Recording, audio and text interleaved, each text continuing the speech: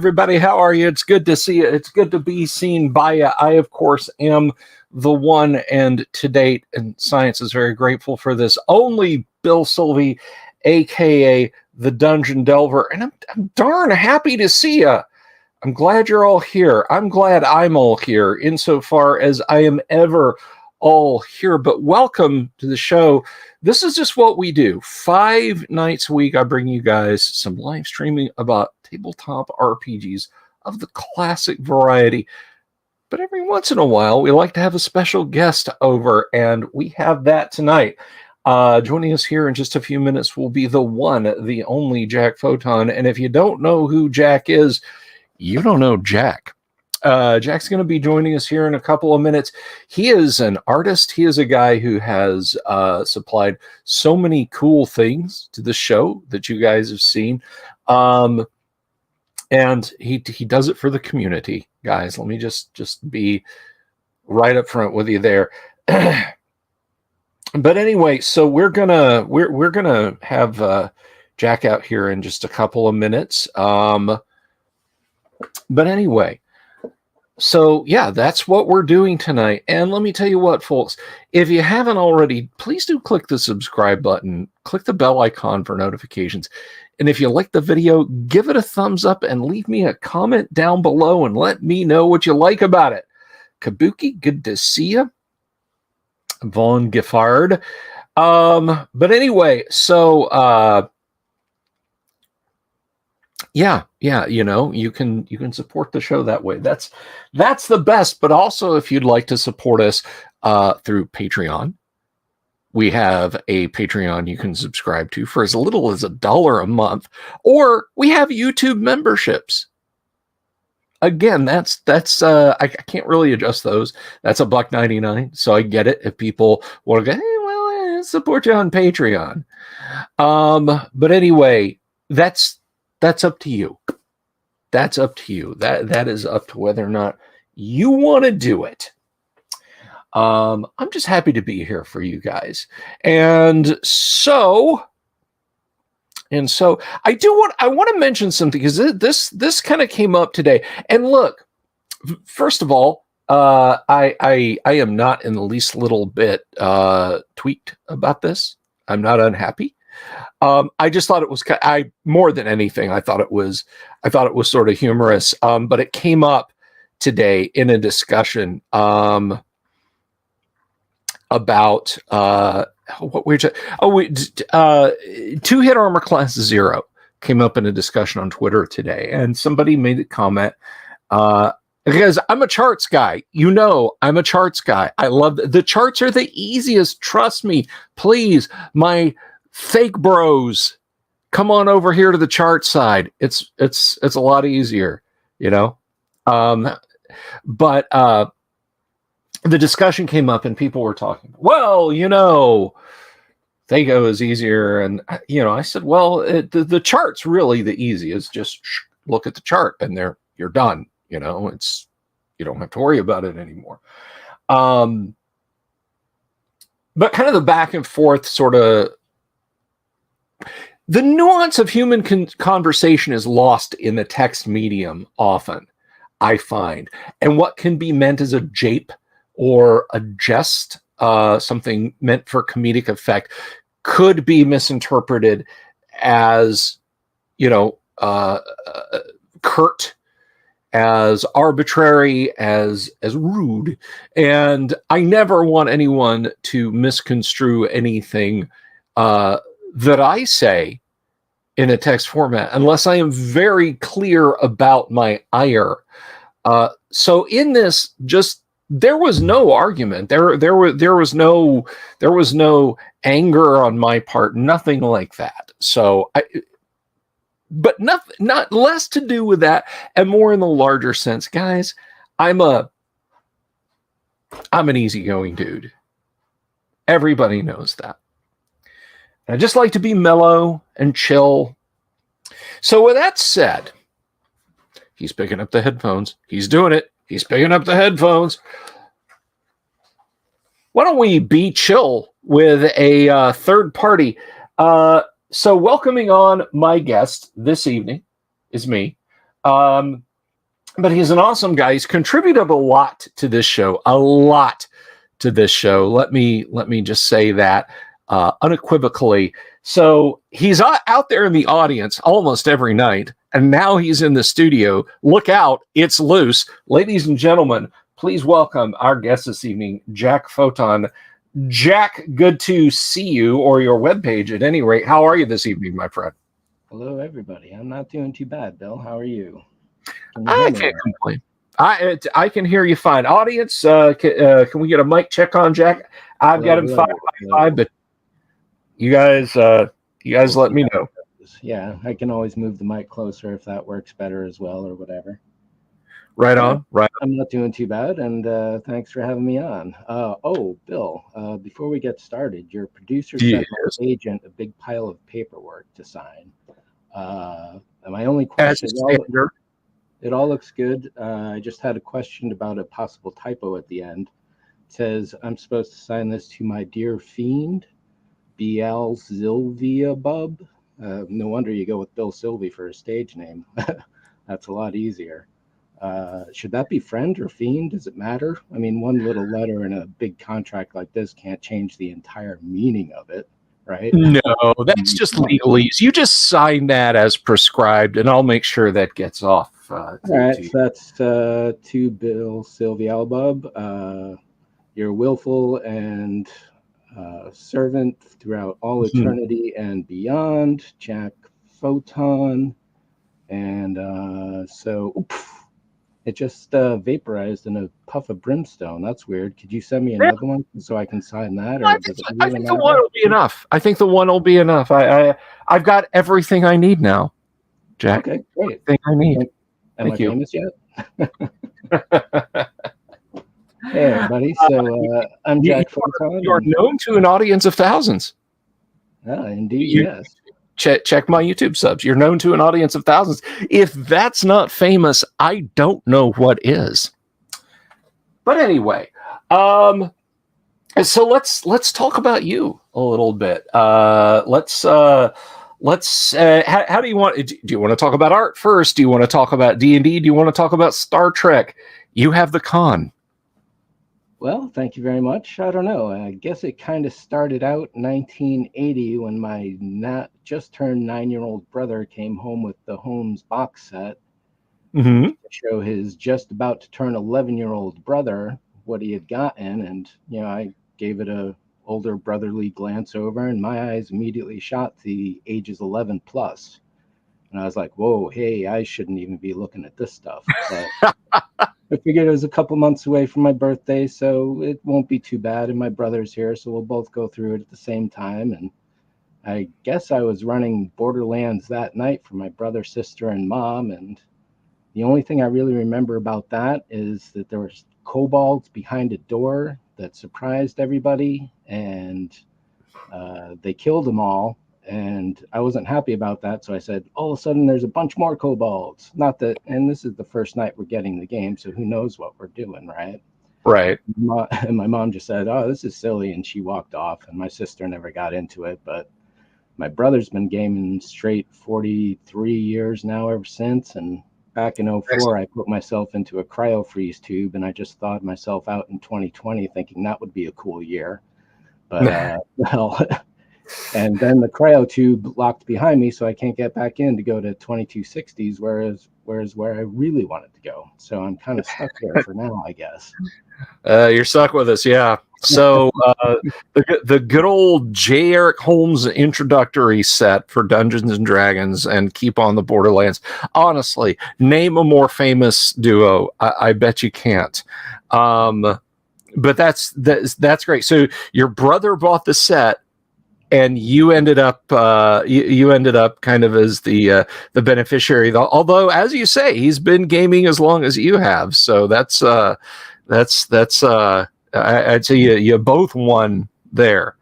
Yeah, now, oh, go ahead. No, you go ahead.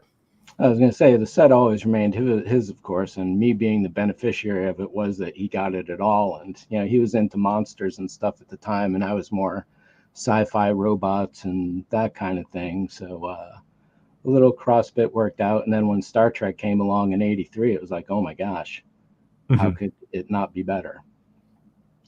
Right. And that set, oh, I should have had, let me see. Where is it? Here it is. Here it is. Okay. Yeah.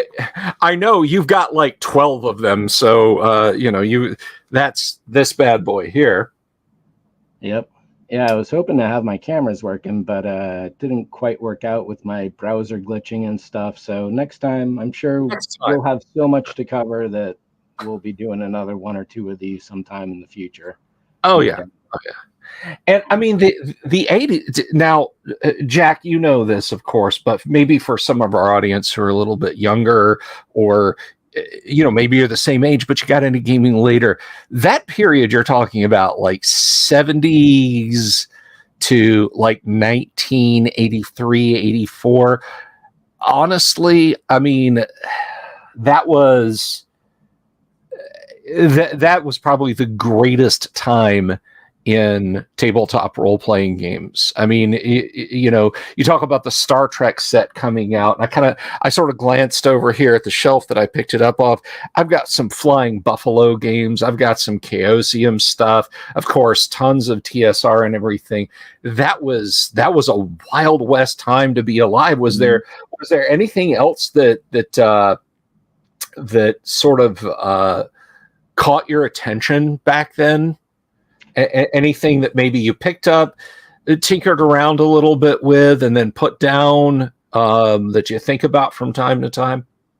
Well, in the last few years, getting back into gaming, and I haven't even really played a game yet. I've been doing all this compilation work to get ready to game. Right on.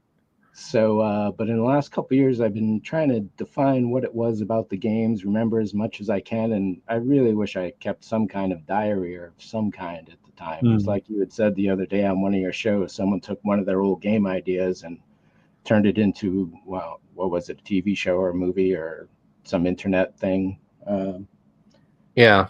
They just ran with it, and really, as you said, everybody has those games that they're like, if I could only turn this into a movie, it would be seen by everyone and they'd love it. And certainly we all had our share of those campaigns. And I still have a bunch of my old characters from the last time I gamed D&D was 90, whatever year 3rd edition came out. It was like whatever that day was, and that group said, hey, we're going 3rd edition. I was like, I'm done.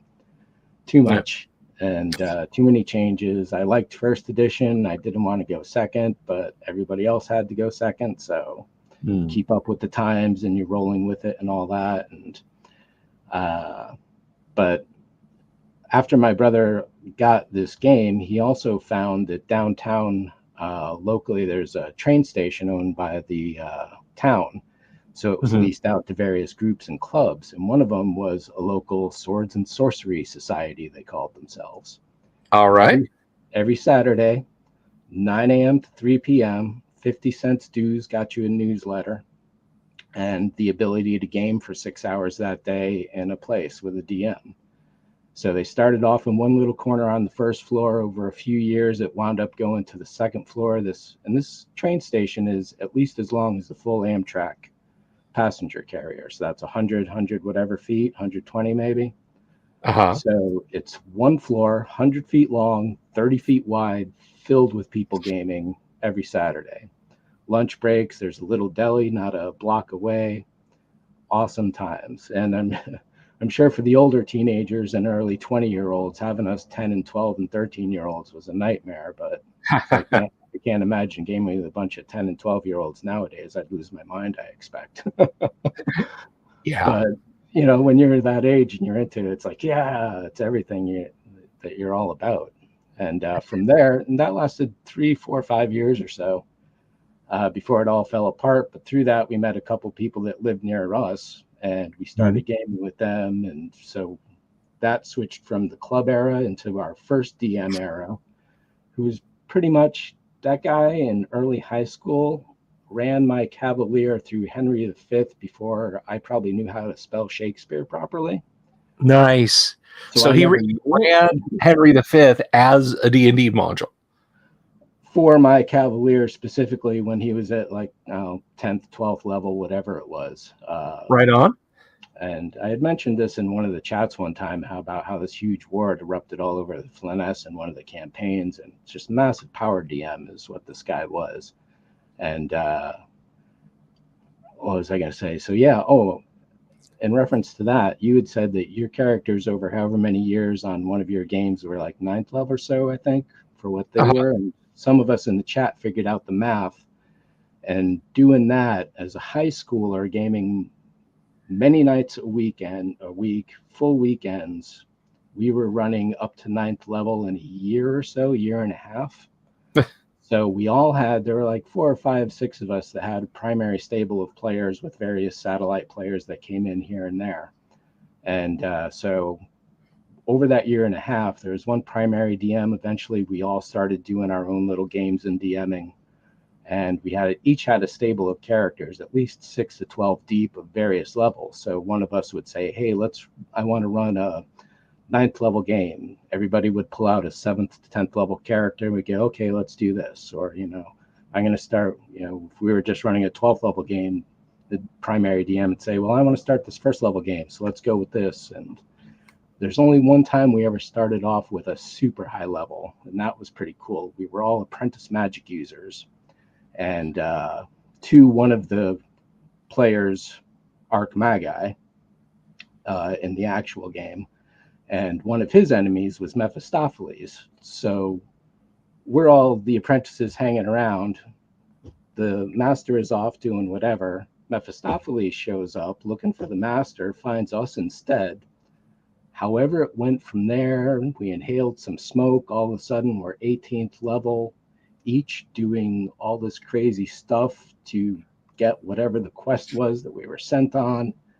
And then all the experience that we got, the DM essentially retroactively paid it back. So we all wound up at like 8th or 9th level after that single game. Holy cow, wonderful times, just totally awesome. But then he moved away, and we wound up with a second DM going into 2nd edition, and that was much more standard gaming, I guess you would say, where there's only 1 spell per round, for example.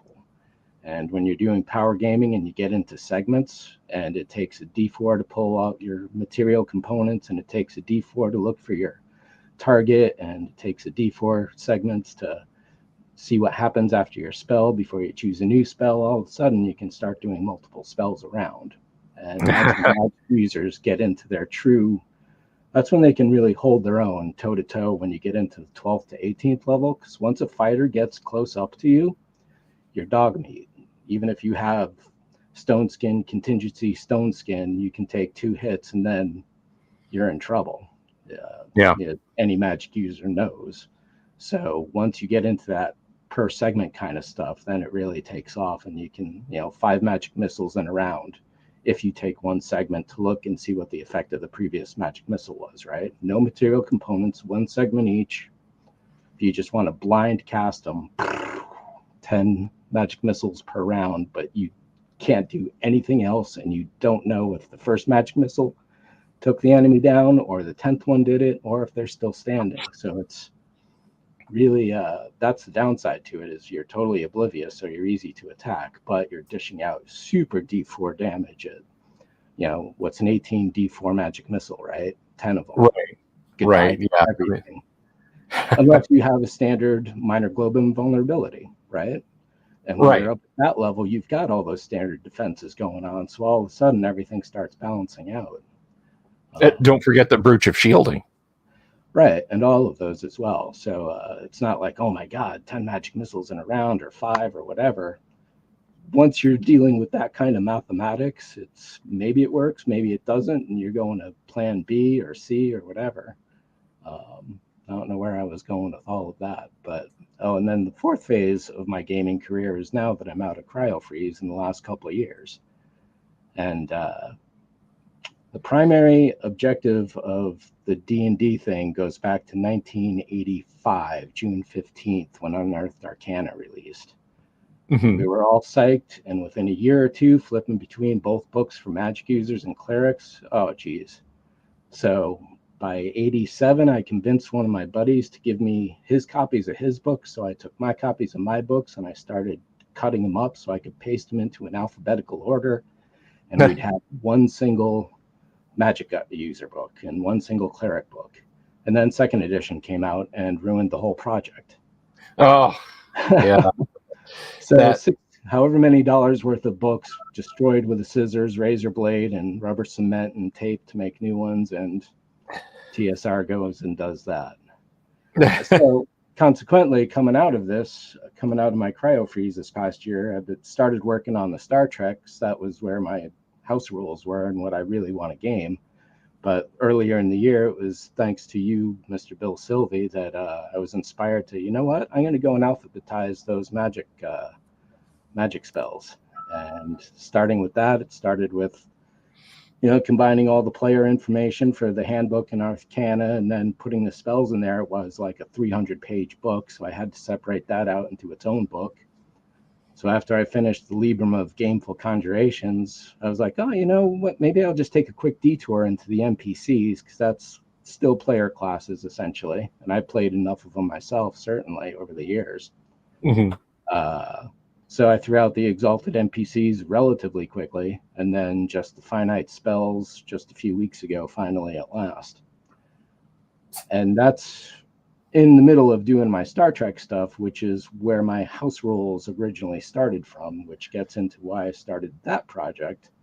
And coming out of Cryo Freeze in 2020 and seeing the state of the world, I just kind of lost hope, and I just threw myself into the future bliss of Star Trek, and everything's happy, right? Right. I figured if I'm going to run a Star Trek game, well, I've got my house rules, and the problem with house rules is that you got little scraps of paper everywhere, and you got to remember where they go and when to use them and all that. So then, if I am going to game with people, I can't expect them to go and either buy the books on eBay for collector's prices or go to someplace and illegally download them, essentially, even though they're out of print and all that. So what's a GM to do? So I was like, all right, well, I'll take my house rules. I was just going to do character generation at first, because that really needed the most work in both editions of Star Trek. So I was like, okay, I'll throw that in. Well, if I throw that in, I should do this. If I do that, I should do this other. And all of a sudden, it was rewriting the entire FASA. Well, not rewriting the entire FASA system, but recompiling it all into an organized collective, because it had come out over a 6 to 7 year period, all the books, and each one of them had little bits of information. So like in that first edition book you've got there, which Bill has shown off in a couple of his videos when he did reviews of the box set, there's little blobs for Vulcans and Andorians and whoever else, but there's also more information about all of those people in 2 other different supplements later on.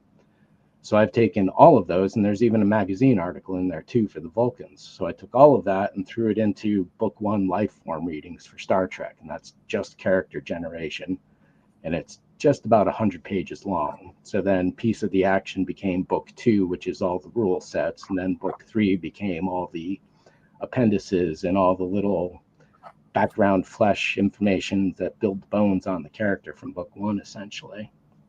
Excuse me there. Oh, that's quite all right.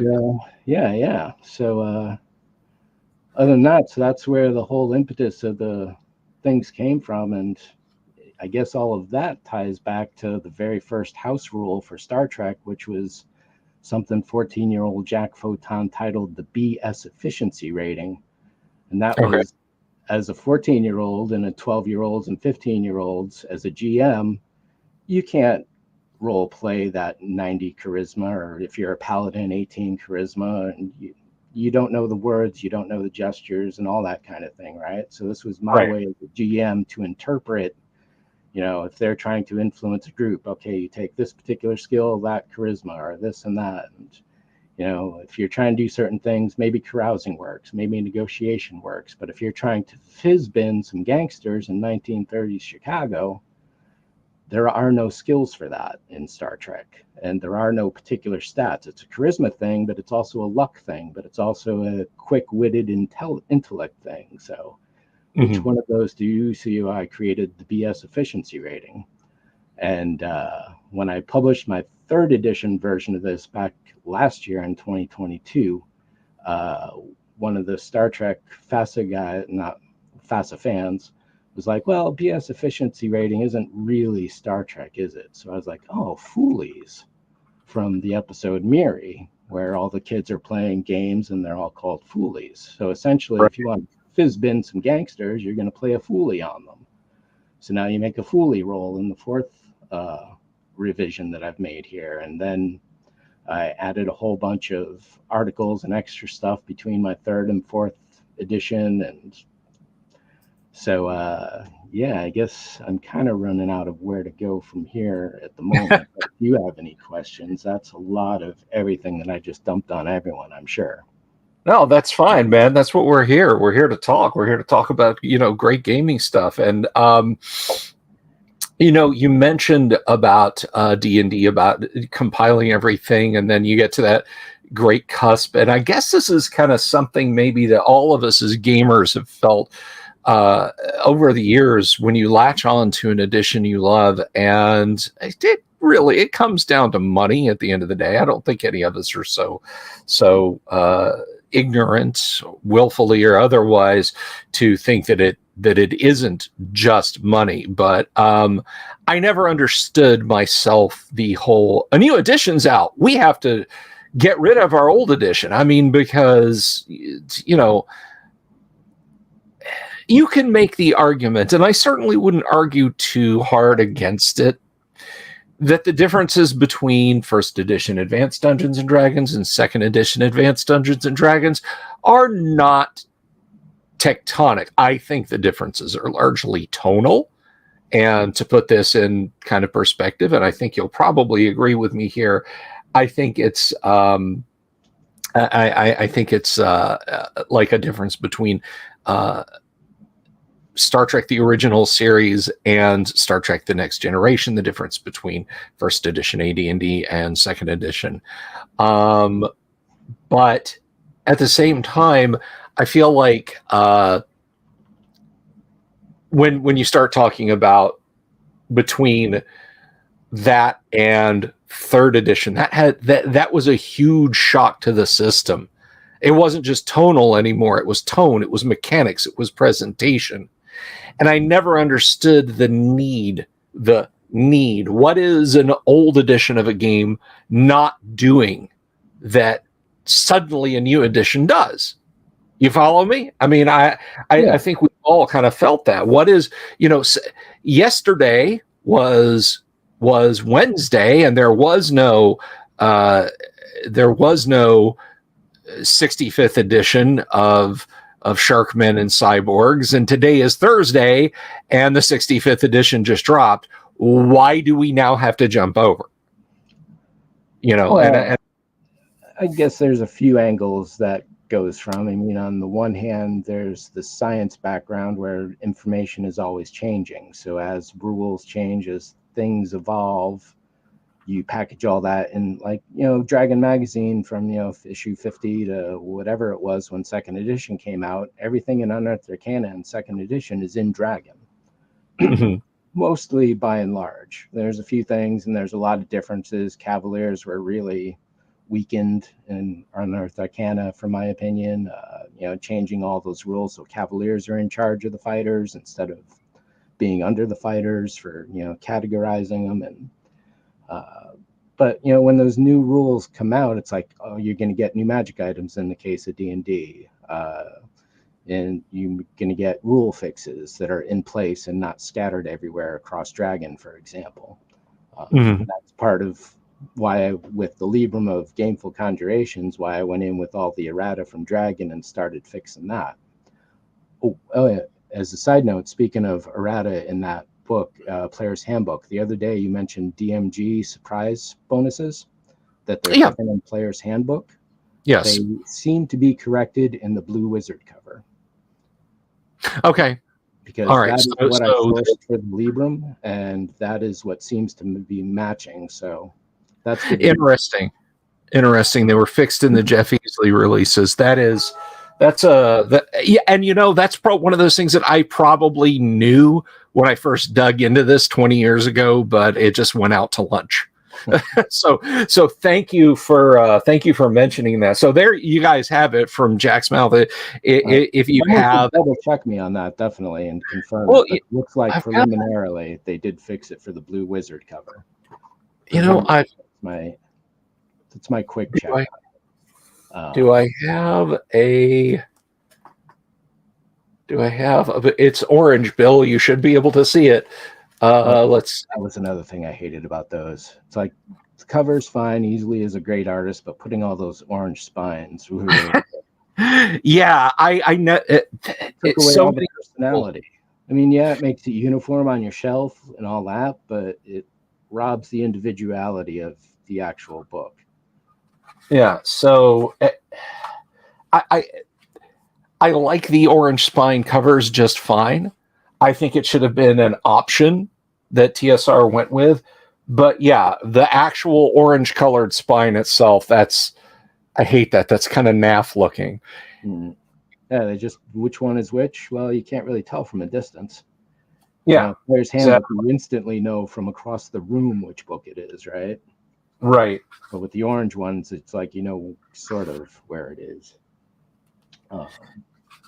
So let me see. So one of the fixes I want to do in Libram, definitely, and organizing it all. You'll probably, if we actually do a deep dive on the Libram, you'll be surprised about how much of Dungeon Master's Guide I'm stripping Dungeon Master's Guide and I'm dispersing it across all the other books as much as possible.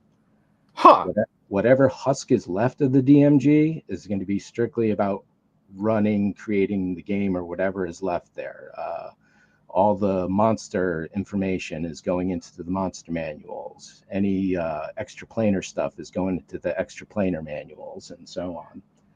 So all the player information, the secondary skills, stuff like that, I ripped that out of DMG. That's now in Libram. I took all the magic, creating holy water, how to write spells, all of that is now in Finite Spells, that book, plus some stuff from Dragon Magazine as well. So one of the things that we found when in that primary group I was talking about, when there were 5 or 6 of us and we were all running games, is that if I'm a dungeon master of a particular game, my job is to tell the story and get the action done. Spending time looking up rules, finding what page, you know what? My buddy Joe over there knows that like the back of his hand. I'll say, somebody look up this rule, somebody check that monster, because at that point, we all know the monsters, we all know the rules, there's nothing secret, in the Dungeon Master's Guide, Gary's like, oh, players should never know this. And yeah, if you're a new player, keep away from the Dungeon Master's Guide. But after a few years, it just becomes secondhand. So if that's the case, there's no point in hiding that information from the players in the first place, is the reasoning. Also, Unearthed Arcana broke that dam open with just by releasing itself with deities included, with Dungeon Master Guide section included, with player section. There's no player that bought the Unearthed Arcana that isn't going to look at the second half of the entire book that they just paid $15 for. Of course they're going to look at it. They're going to know all the magic items. They're going to know all the secret stuff that they're not supposed to, according to Dungeon Master's Guide from 1970, whatever, 70, 79, right? So in that regard, all the books, the way I'm distributing them out is all the players get all the information they need, so they can become, if the DM wants them to, a more interactive role with what's going on with the mechanics and getting things going. And somebody look this up on this chart quick for me, and so while I'm still telling the story, they're doing the research for me because their character is sitting around picking their nose, right? So right. The people with free time can be doing stuff, and then you all of a sudden get things really moving along. Is the way that it worked out for us over 5, 6. I think my active gaming years were like 13 to 15 of them for D&D, somewhere in there. 1980 to 96, 97, 17 years maybe almost. And yeah, definitely those early days were definitely pretty crazy on not knowing what we were doing and all that. Yeah, that is a work. That is a definite work you've taken on yourself. And my goodness, I think I'm doing a lot of work when I'm organizing my Monday night group on an Excel spreadsheet. That is a completely different kettle of fish you've got going on. I want to answer something because I don't want to constantly be typing while I'm talking. Vaughn asked me, what I consider the core first edition books, and that's very simple. Dungeon Master's Guide, Player's Handbook, Monster Manual, and Deities and Demigods. Not necessarily the unobtainium or priced like it's unobtainium, unexpurgated Deities and Demigods. There is information regarding what to do when character stats exceed 18 that I think is key in Deities and Demigods, and then later Legends and Lore. So those 4 books are the core first edition AD&D. Everything else is extraneous. Yeah, if it weren't for those exceptional ability scores there, Deities would essentially be a hardcover supplement. Yeah, Like exactly. It was essentially a hardcover supplement as well. But Jim's essays on the stat increases and proper handling of running a cleric, and we did a deep dive on Deities and Demigods for many weeks last year. But those are essential, I think. If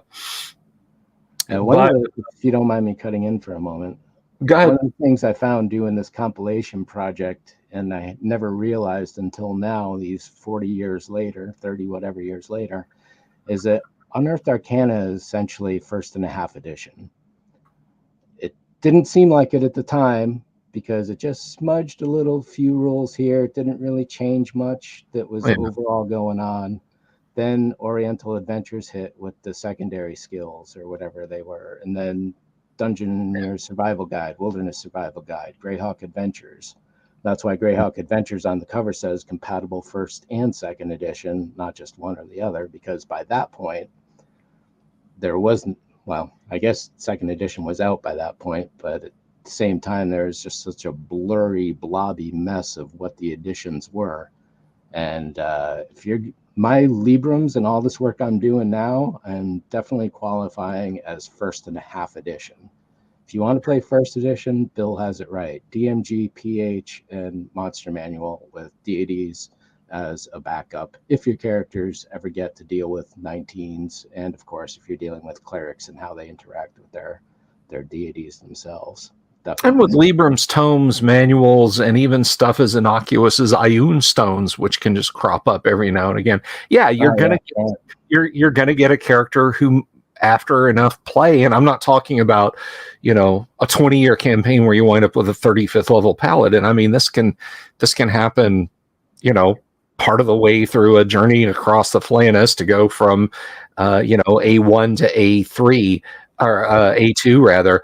But you suddenly turn around and Stan the Paladin is rocking a charisma 20 thanks to a couple of really nifty treasure rolls. If you, as the DM, decide to let the dice lay there, and that is where Deities and Demigods comes in. But I mean, otherwise, and you mentioned WSG and DSG, and it always cracked me up. They introduced skill systems, which AD&D doesn't need, but the two skill systems are incompatible with each other. In the books, I always thought that was hilarious. But go ahead. No, I was just going to say I feel like those are your core. Those are your core volumes. And I mean, if you as a DM just look, 18 is max. It's never going to be, you're not going to wind up with, I think that the dexterity of 19 or intelligence of 19 are mentioned in passing in the player's handbook. Then you can pare it down to players, dungeon masters, and monster. Yeah, I think Magic Users has 19 in the player's handbook listed. Now that you're mentioning it. Yeah. It's not like those stats aren't there. It's not like you can't get them. You just need to be real high level, or if you're low level, then you're a Monty Hall game and find another DM at that point. Right. Now, one thing too that I always like to bring this up, just to kind of temper my fellow grognards and Jackie. Now, certainly this is nothing we were aware of when we were kids, right? I mean, it was all, even the most well-informed AD&D players, when I look back on my peers from that time, and you may feel this way too, we didn't really have a clue about what was going on at TSR, right? You know, No, certainly not, and certainly just not what with the way the game was played. yeah, just what we were being told. So you know, it would have been interesting to see. And you've got your website up, so we're gonna check that out in just a few minutes. I'm gonna pop that up on a bigger screen so folks can see that a little bit better. But back then we had you know, again, no clue. But Gary was looking to fairly tectonically shift AD&D. I mean, we lamented the removal of assassins and half-orcs from first edition AD&D. Gary's second edition, assassins and half-orcs probably would have been taken out. Assassins, I know for sure. Were gone. Half-orcs, I don't know about 100%, but it was going to have changed regardless. And I feel, in a kind of a strange way, glad that Gygaxian AD&D was snapshotted where it was. How do you feel about that? Yeah, I suppose you're right. Speaking of the assassins going away, my assassin would definitely have some displeasure to register about that, I'm sure. Right. You know, as far as snapshots go, that's definitely a good way to look at it. Now that we're looking, when you're in the moment, you're in the moment. There's no really way to see it as such. But now that you get the hindsight and the backlog, it's like, okay, yes, this was that here and then. And then, you know, you find out all the backstories, you know, like Bill was saying, we only knew what was going on with TSR, whatever was said in Dragon. And one day Gary comes out and issue whatever it was, 66 or something, says, oh yeah, I'm out and Menser's in, and good luck everybody. It was probably issue 100 or something by that point, 100 whatever. Yeah. But yeah, it's like, oh, where did that come from? And you know, so, yeah. And then looking back now and seeing how everything evolved out of Dragon and into the books and morphed, as far as my experience with was it up to time, and whether that still happens nowadays with, you know, they're still putting test material essentially in their magazine. I guess Dragon is still going. I would imagine it is. It's like a free tablet edition that you can get on the D&D Beyond website. It'll be behind their walled gardens soon enough. I'm entirely certain. I you know,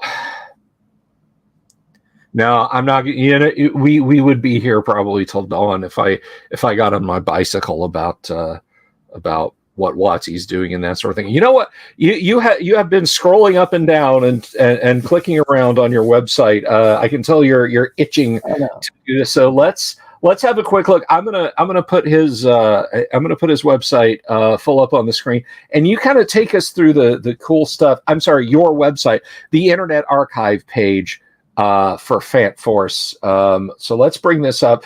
And you folks, you can see that URL. If you want to, Jack, if you want to copy and paste that into the private chat area, I can share that on the screen too, so folks can do that. So yeah, let me try that there. It should just go in the back room. There it is. I see it. That is, yeah. That's the other one. All right. So, and at least the Jack Photon space is sorted back in the. Come on. You gonna. Well. Hang on. It was no. That's the exact opposite of what I wanted. Let me see. There we go. Solo layout. That's the one we want. So this is Jack Photon space, and tell us a little bit about what we've got going on here. Well, since we talked a bunch of D&D so far, I figured I'd hit a little Star Trek real quick. If you are really interested in FAS's version, go down here to Memory Bank 2 reading list. This is everything that there was. everything you essentially need, including the Stardate magazines up top with the various articles. And this is also all of my source material for my recompilation. There are a few books out there that FASA did that are not worth getting. These are those here down in Memory Bank 4 deprecated data. The next generation stuff, oh my God, that's terrible. And that goes into part of why FASA lost the license, and that's a whole story itself that we had briefly talked about before, but a while ago, I think, in the comment section. But here, all of these books, there's a little reason below why not to bother getting them unless you're a purist. Second edition, I wasn't a fan. First edition released January 83. Second edition released summer 84. And this also goes into the whole backstory of FASA and why that released so fast when it was done. But all the changes they made some good ones. They didn't go far enough. They ignored other problems with the whole system. And most people who gamed FASA knew this edition because it was from 84 to 89. And then it's just something simpler and nicer about first edition is what that comes down to. And there's a whole bunch of reasoning for why first is better than second in my edition. And there's a whole bunch more there as well. But that leads to a quick side stop here to go back to D&D. If you guys are interested, blank character sheets. I don't know that I could pull them up real quick otherwise. Graphics. Oh, yep, there we go. So this sheet itself is something I've developed basically from those golden sheets way back when.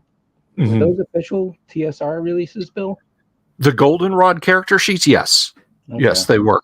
So you look at those and you look at this, you'll see they're pretty similar. What I've done for all these different characters is make specialized versions. So your clerics also have your wisdom bonuses, percent failure, spell magical defenses up, plus all your memorized spells, your church and ministerials, all that tithing you've done, when and how much, the hirelings you've got, your doctrine you're following, personal faith notes, magic users here. All the first pages are standard, but for magic users, you got all your spells memorized with defenses up, your spell books that you know, your chances to know, minimum max levels, scrolls you've written, potion formula you know, components you've got, spells you've failed to learn, just as important. Which ones can you never learn again? Here's that list for that for magic users. And once you get up to 12th level, where your keep is and all of that kind of thing. Hopefully right on. That kind of thing can be useful to folks. I'm working on all of the other classes as well. So I've got a simple one for fighter. And if you have an 11x17 printer, you can print out yourself a little booklet as well. But I just want to stop there for Star Trek real quick. And if you're a Traveler fan, I made this template so you can make your own little black box. It's spacing on the letters and all that is almost exactly to the original. The only major difference is the big blank box on the back. And I wasn't sure about some of the GDW logos on the side of the inner box, so I just threw those around wherever I felt like. So it cannot be mistaken for an original. And it's a great little black box that either holds your book 1 through 3 plus 2d6, or each box holds 8 little black books, which means you need 3 boxes to hold the entire collection. That is great. I have some PDFs I've got to get you, my dude. There are PDFs of and they're box layouts like that for Gamma World, for Moldvay and Holmes Basic D&D, and then there's there's a PDF of the I just said it. Moldvay and Cook and Holmes and Gamma World. Yeah, those are the ones that I have. Remind me after the chat, and I'll get those to you, because if anybody's going to put together that set, it's going to be you. Yeah, I've got a BattleTech original box that's in terrible condition that I need to scan and clean up and make a new version. It turns out with a 13 by 19 printer, you can print out a piece of paper that's big enough to recreate those 3/4 inch boxes. Oh, So, sweet. I happen to have a 13 by 19 printer, which happens to be handy, but I don't know that too many people other do out there. It's definitely Now, not will, cheap. will it will it take like the 90-pound card stock, or have you got to print out on paper? And I haven't run out 90-pound yet. I've done a 65-pound gloss, and that comes out pretty good. And then you go with some like 30-point chipboard, glue that in, cut the chipboard into various side strips in the bottom and the top and the back, and you that's can essentially do that. is that what you used? You can't say. Camera's not up. Hang on a second. Is that what you used for? Let me see. Let me just bring me up real quick. Is that what you used for these? Is that the big box? Or Well, no, no. that's the. Oh, so in that case, yeah. So that's the 65-pound double side gloss. Okay.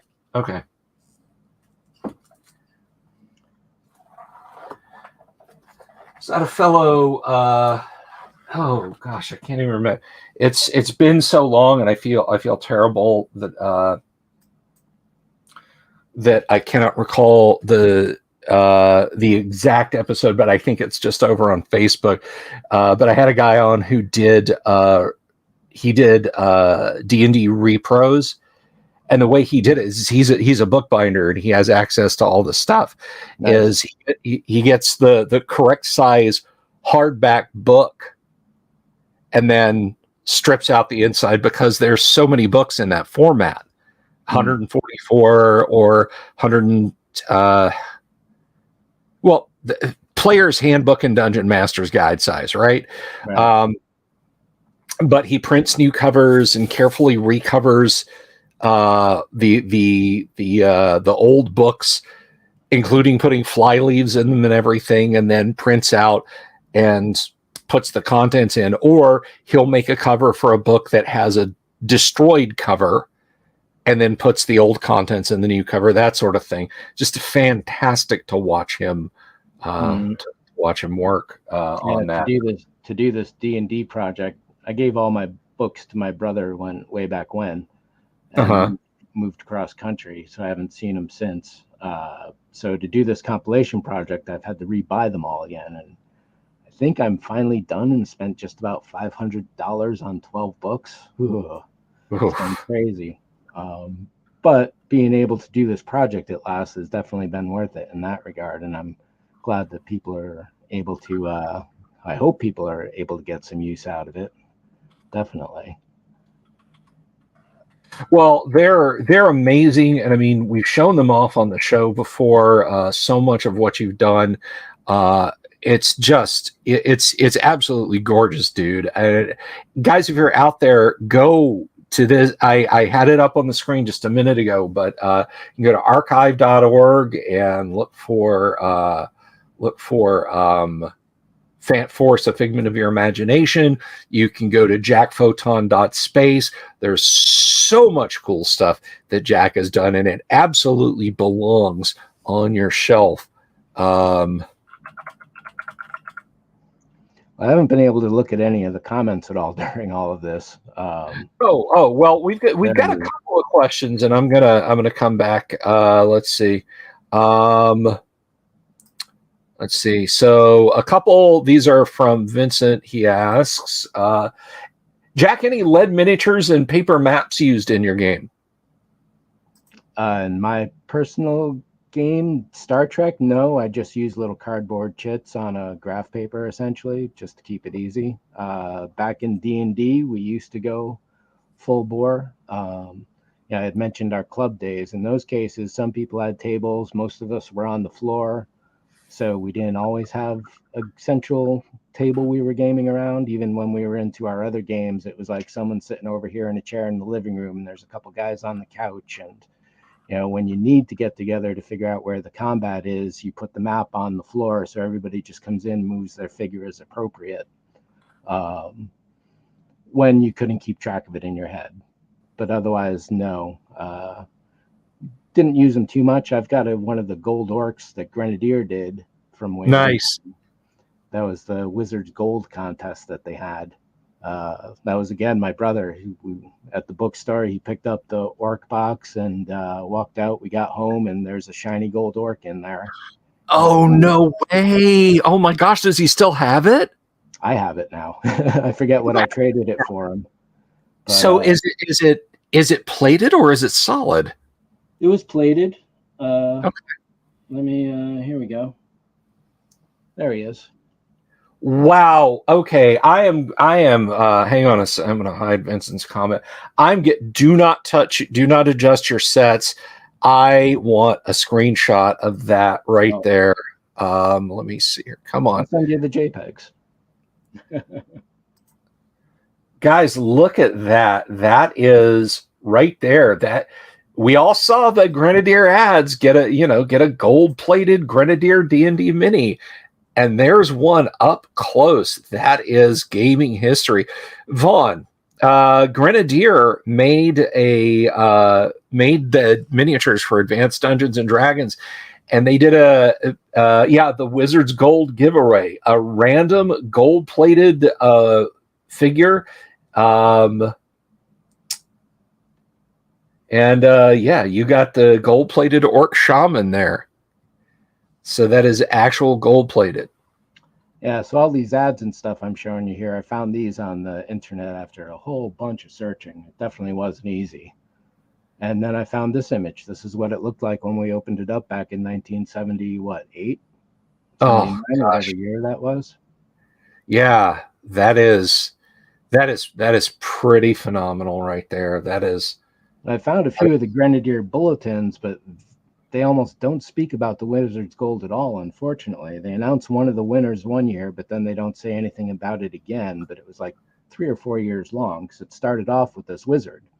So the idea was, in every however many boxes, one little wizard was going to go into a box. And if you got that wizard, you and the place you bought it from would split an ounce of gold between you, was the deal. And they awarded that once a year. So the wizard was the first year, the orc was the second or third year, and there's 2 others, but I don't know what they were. I haven't been able to find that out. So did your brother go back and do the split, the gold? Yeah, so we sent the form in, and we didn't win, but unfortunately. But nevertheless, we sent the form in, and and I still have this gold orc these years later. Oh, that's he's in some terrible condition, as you saw. You probably take it to a jewelry shop and get him get him sonically cleaned, and then get him electroplated again if you wanted to spend the money. Yeah, no, I certainly wouldn't mind, and then giving it back to my brother would certainly be a nice little gift. There you go. And hey, let me tell you what you should do. I'll even help you out with this, folks. I'm saying I have the Orc Tribe set. I'll scan the box. Here's what I'll do. I'll scan the box. You can go to Mirliton and buy the Orc set today. Still, Mirliton got their molds. Get the Orc set, ditch the shaman, put the whole thing in a faux box and say, hey, I picked this up on eBay. I thought you might get a kick out of this, and give it to him, and he can pop it open and get the gold mini out of it. Well, that could be nice. If I could get the actual good scans, I could reproduce the box itself and make it look nice. I will get you a good scan. Oh, I will get you a good scan and photos and whatever it takes. And that is that's a little bit of movie magic right there. That's going to be cool. That's going to be cool. I hope you can make that happen. But yeah, as you can see, he's in terrible shape. And I think one time you mentioned about these miniatures getting mold on them, and unfortunately, I think he's got a little of that going. Lead rot. Lead rot. What happens is lead is like any other metal; it will oxidize. And a little green on his neck there, for example. Yeah, that could be a little bit coming in there. You might want to, I mean, rust never sleeps, right? Let me see here. Luckily, rust monsters do. Yes. All right, let me find this. Because if you go to Mirliton, come on, their website is so slow. I think I think their internet connection is a straw. So let's see, fantasy, classic fantasy. Is it? It's hard to tell, but there's so many that were that were the AD&D minis. Unfortunately, not all of them are. I'm just going to look for work. Unfortunately, so many of them are not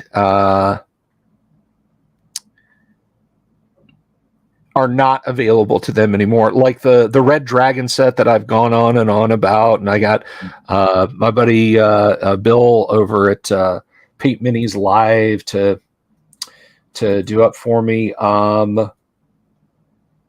Like that one, I don't know what happened to that. Let me see. We'll just try Orc Singular. So they don't have like the dragons that they did for TSR, and a few quote unquote IP monsters. They don't have. But come on, trying to pull this up here. So okay, yes you can. Don't tell me you can't reach it. You were just on it. But I did see it before. I got this site can't be reached from the Mirliton webpage. But yeah, I'll put that up on the screen. No worries. We can always look into it later. Yeah, so if anybody wants to check out their website, just be prepared for slowness.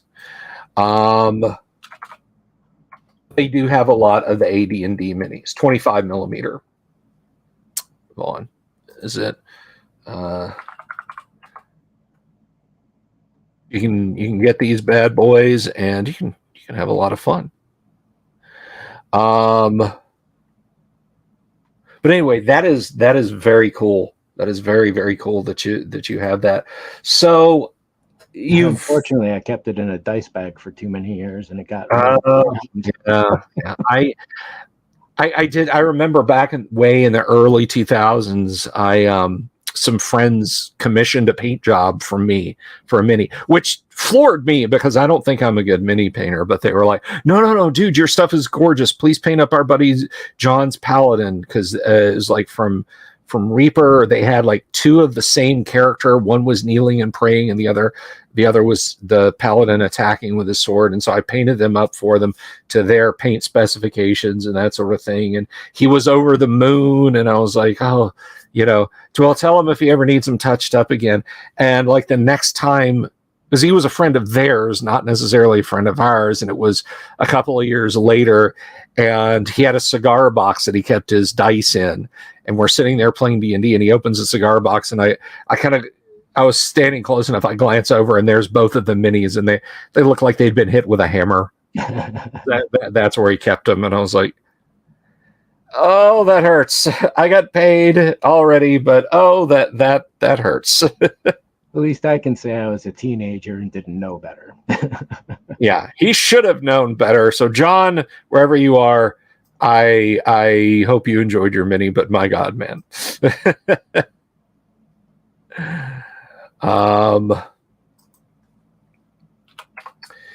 So, what's next? I mean, I almost feel like that's a huge question, but you've got, is the AD&D book project, is that evolving, or are you ever going to have that frozen? Like, okay, that's it, no more AD&D books. What's the next Everest for Jack Photon? Well, on the D&D front, I'm going to take down all 12 books and recompile them all, and that's done. Maybe do some DM screens if they're needed. Okay. For the Star Trek, I am about to finish that off. There's 3 books that I've done so far for the main rules. Book 4 is what I'm working on now, which is all the adversaries, Klingons, Romulans, Orions. I'm creating the Kazin, the Gorn, and the Tholians as well, because FASA never did those. And, if I'm going to run them, then I need to conform them not only from the first edition conundrums that were going on with FASA, but also to fit my house rules better. So I pretty much have to rewrite a lot of it. So I'm in the midst of that now. In D&D, I had gotten all the monsters alphabetized, but I'm putting them on hold for now while I finish off the Star Trek. Doing the adversaries, a recognition manual for all the ships, and there's one other one that I have to do, and then all of FASA Star Trek is done. And at that point, it's just me doing NPC packs. My basic premise for this is I want to be able, just like that box set I sent you, Bill, I want someone to be able to go to the system, have the NPCs they need to throw a crew together, the adversaries they need to throw some bad guys together, some basic game modules to start running. So it's full complete system ready to go as is. So like the box set, I included those pencils in there just as a joke to, there's nothing stopping a DM because you got the dice, you got the pencils, you got the papers. All you need to do is read the rules essentially. And that point there's even a game in that box set essentially that, FASA had done, one of those 3-page deals. So yeah, it's just recompiling all this so it makes more sense. D&D people have complained it's just all disorganized everywhere. I never really found that myself, because once you know where things are in Dungeon Master's Guide, you know where they are. It's Right. not a matter of it being disorganized. They are where they are. So in reorganizing things so all the magic is now together with the magic and all of this is together with that is definitely the primary goal there. So the monsters are next. The extra planar stuff, I'm sorting that out by alignments and planes rather than by mythos. So if you're chaotic good and you need a chaotic good deity, you go to the chaotic good section and you have every single chaotic good deity there is, including Greyhawk, whatever alignment you want. And that also goes for how spells work on the planes, all the various interactions, what happens on the astral plane. The manual of the planes is getting crapped into that as well. And then after that, it's just whatever's left of DM's Guide, Dungeoneers, and Wilderness, and however those fit together. Right on. So you've got some work left to go. You've got some work left to go for sure. I'm hoping to finish the Star Trek by hoping to finish book 4 by the end of this year, and then everything else should wrap up in a couple months. But once I finish book 4 Star Trek, I'm going back to Monster Manual, and Bill and everybody out there, I could use your help determining what is a good monster and what is a lesser monster. And I'm going to do 3 monster books. One is complete for those that want that. And then I'm going to have the greater and the lesser. The lesser is going to be all the chaff, lava children, and all the other moron monsters that make Carbuncle, Nilbog. Right. So what we can do is, if Bill wants to, is I'll open up the master file with all the alphabetizations and we'll go yay, nay on each one. I'll sort them out, and that will be the final order of all the monster books. I'm game. Sounds like a winner.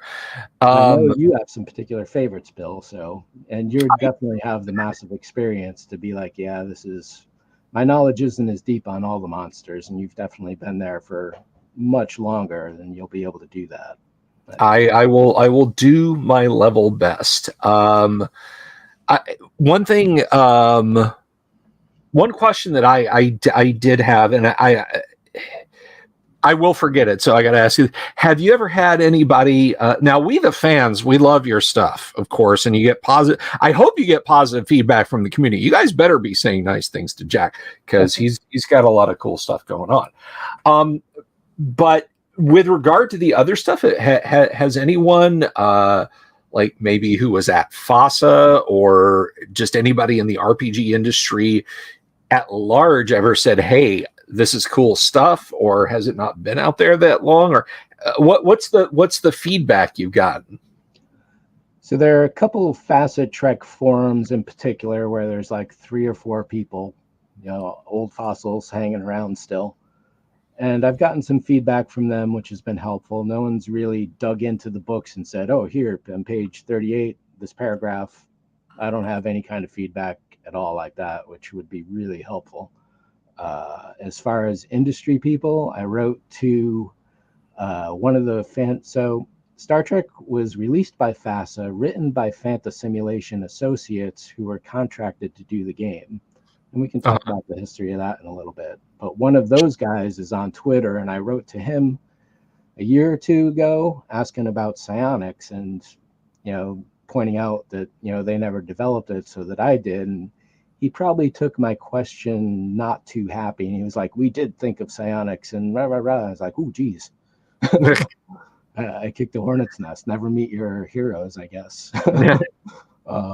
But essentially, to finish that, psionics, they didn't do it because they didn't want Star Trek to evolve into a psionic combat game where everybody's got them. And looking through the show, 5/8 of all the stories have some form of manifestation that can be interpreted as a psionic ability, technology, effect, whatever. And when you're dealing with 5/8 of all that, and one of your primary characters, a Vulcan, has psionics, you really need at least some kind of system to deal with that. And as far as Vulcans go, they came up with a basic chart that you had looked at in your review of the game.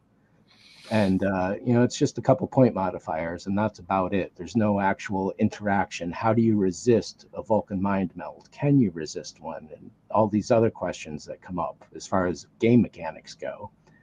So I figured, okay, I'll write 3 or 4 pages on, telepathy or something, and wound up being 27 pages, a full complete psionic system that I just wrote off the cuff in a couple nights, essentially, which really surprised me. Someone must have been communicating it all into my brain, I guess. Those psionic people out there. As it were. Right. And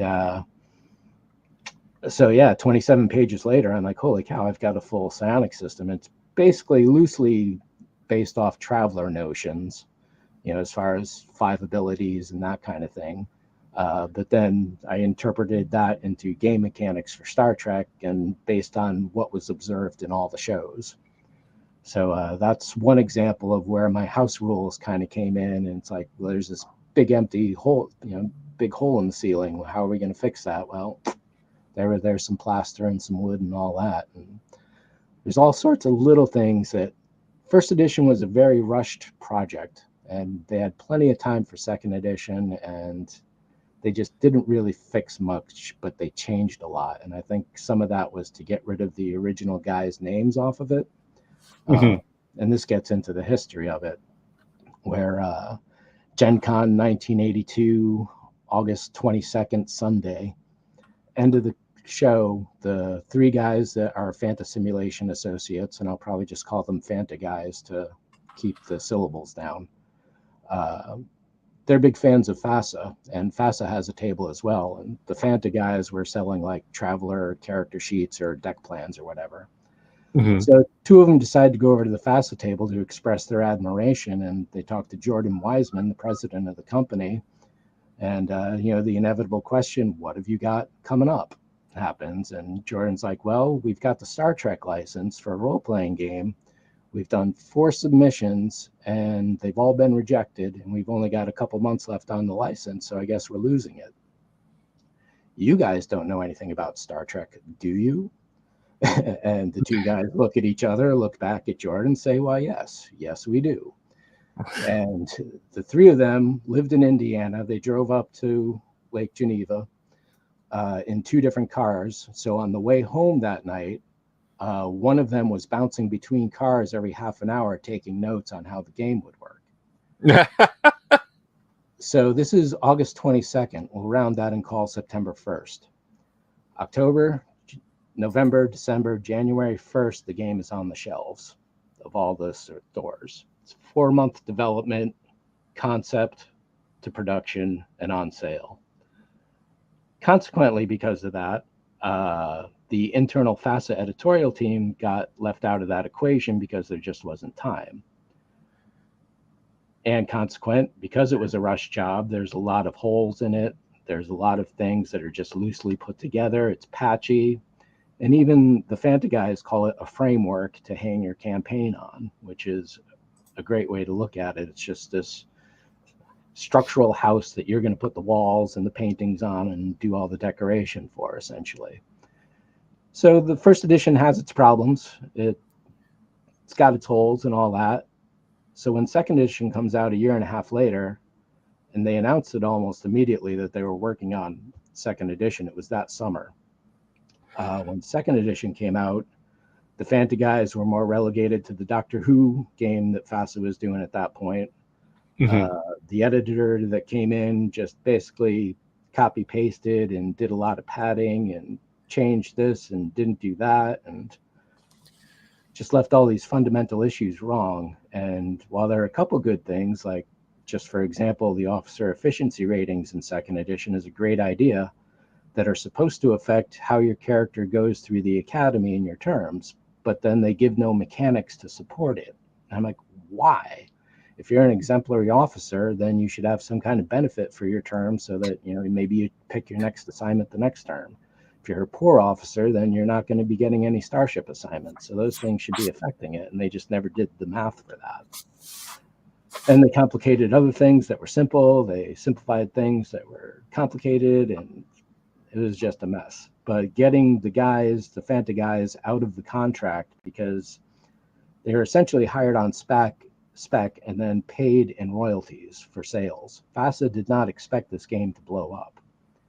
Almost immediately, it was the second best selling game behind Dungeons and Dragons alone for several years. Really?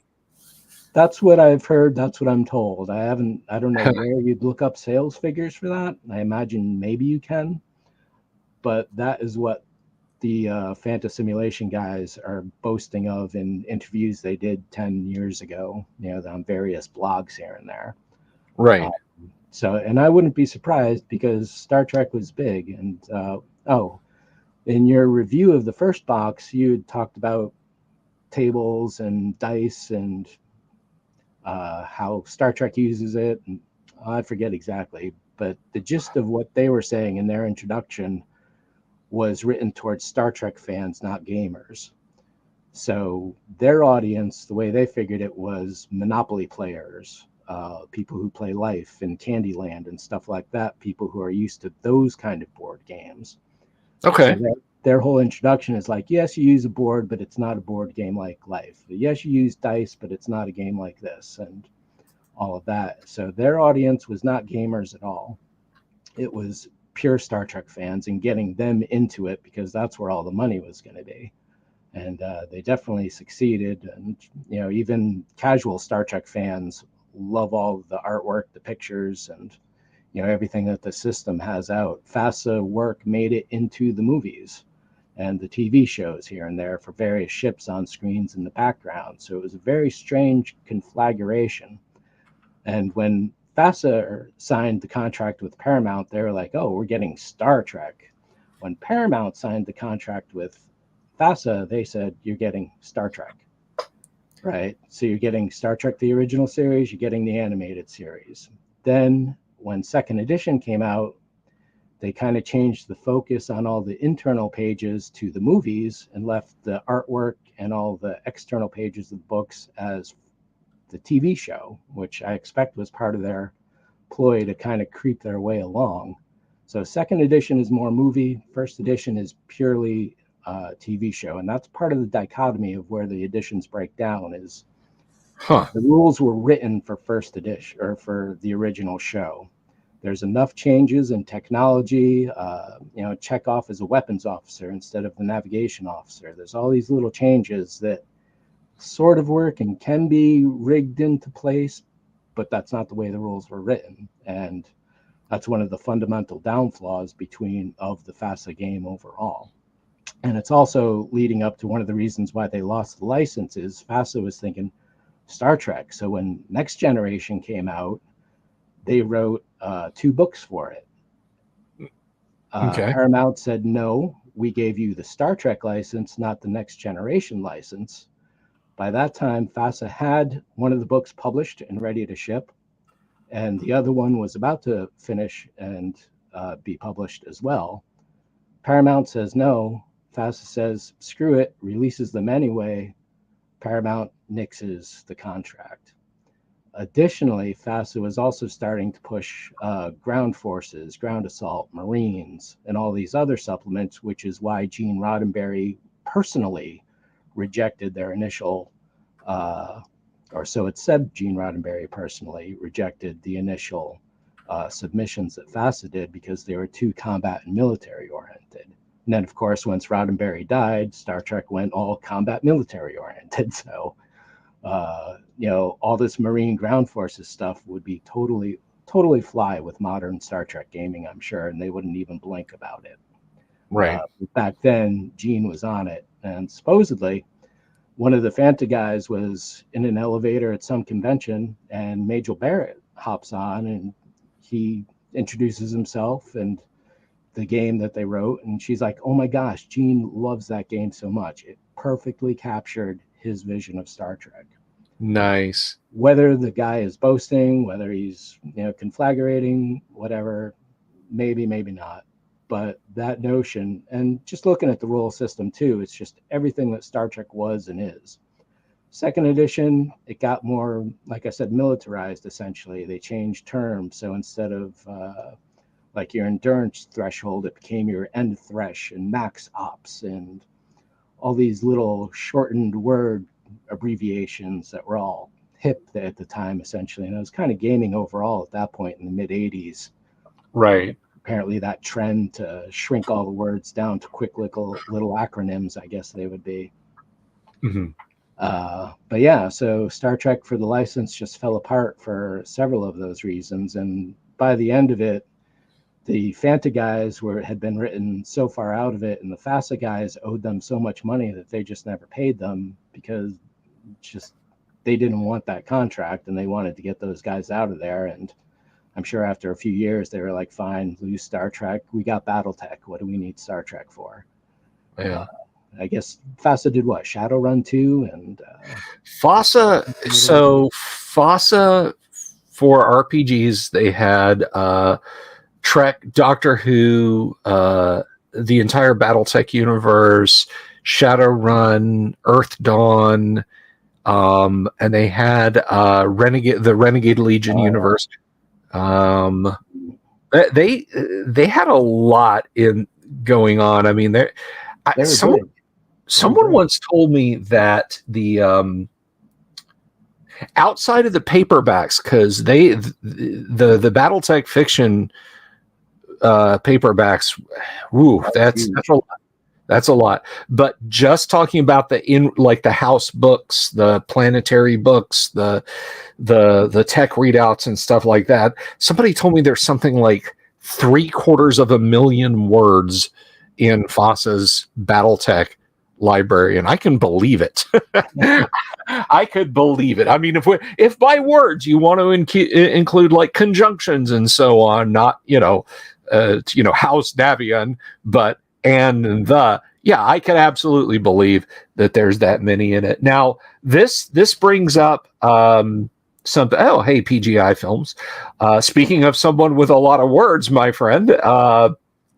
But one thing that I'm curious about, maybe you can lend some insight on this, is when you talk about licenses and you talk about Star Trek, Amarillo Design Bureau, Starfleet Battles. I know that's a separate animal from FASA's Star Trek, the role-playing game.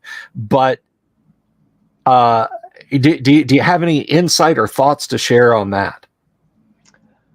Not especially. One of my buddies played it, but I never did myself. I was more about the role-playing side than the Starship combat side. As far as their license goes, I know that they had to work out a special deal with Paramount that they got to do the Kazin and whatever else is, really special about Starfleet Battles. And I know that's a very beloved game that's still played today. Yeah. By a bunch of people. Started out as Micro Game 19 was literally what it was called. They had a very, very, very, very poor attempt to hide what was obviously the Enterprise firing on what was obviously a Klingon, and it was Micro Game 19, and I guess they worked something with Paramount. But the interesting thing about it, as I understand it, was they said, okay, you can do this, but you can't use the TV show. You can only use written fiction. So, like the Star Trek technical manual and the James Blish Star Trek log books is essentially the backbone of the SFB universe, as I understand it. Yeah, there's some kind of weird technicality like that where they can't use certain things, but they can use others. And Yeah. I'm sure it's a fine line. And the game must be totally out of production by now, I would imagine. SFB, no. SFB still goes. Oh, sweet. Yeah. And in fact, and I gotta get it to you, that one of the funniest things you can ever read, and I wish I had a link to it because I've talked about this before.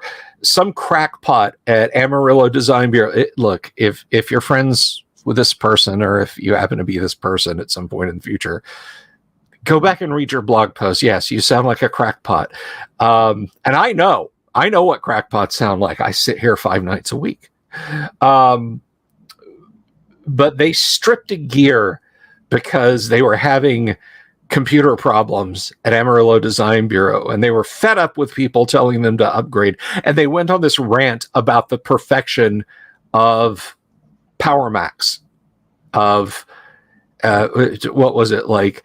Our Macs have lasted 10 years and longer. No PC exists that could run for 10 years flawlessly. And I was just completely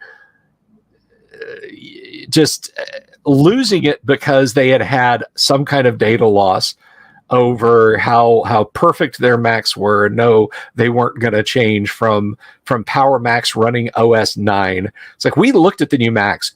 They're PCs. OS 10 is Linux. If we wanted PCs running Linux, we would buy PCs. But frankly, PCs are garbage. And I was just like, oh my God, rolling my eyes so hard I could see the inside of my brain. PGI, thank you. PGI Films says ADB was only licensed to use the original show and the animated series. They weren't allowed to use the named characters from the series, but the races and tech level from the original series and animated series. Thank you for the insight, PGI. That's awesome. That is awesome. Yeah, I just scrolled through the comments and I saw Vin asked about the black boxes or the empty boxes in Book of Finite Spells. There's a little blurb in there somewhere in the editor's notes. I forget what page that's on, but that is essentially to show you what a book looks like without all the filler. So all those, let's even open the book a little. So everywhere you see a blank box in here is where artwork or something would go normally. Okay. Hang on. Let me bring that up so folks can see what is not being presented. Oh, and of course, I'm flipping all pages with full. There we go. So yeah, there's 60 or 70 of those. On the one hand, I used as much art as I could from the existing material that was appropriate. But otherwise, and of course, there we go. There's a box. There's a box. Yeah, 60 or 70 of them. And it's just to show you how much empty space is actually in a book or magazine that is normally devoted to either a piece of art, which could be a throwaway, it could be something good, or an advertisement like in a magazine like Dragon. So my Librum is filled with all extra character art that I did as a kid. Well, kid, 18, 20-year-old, whatever. The Dragon, the Exalted NPCs, because it's a collection of magazine articles, I decided to go with all fake ads for Greyhawk. And that took a good couple weeks to write all those. And then for this one, I was so burnt out and had no more artwork to draw from that I just figured, forget it. Here's what it looks like when you don't have any art in there to fill up the space. And again, of course, I'm flipping the pages with that are full up on text. So that is the reason for that overall. And again, it's like the editor's note maybe on page 2 or whatever. I can't quite find it. Oh, yep, there we go. Right down on page 3 at the bottom. Okay. And then there's also a dedication to my buddy I told you about doing the for sacrificing his spell books for me. Yeah, so flip through the book of, or rather the Librum, and you'll get all sorts of fun character art, starting with the front and pretty much throughout, before a deck of many things and after a deck of many things.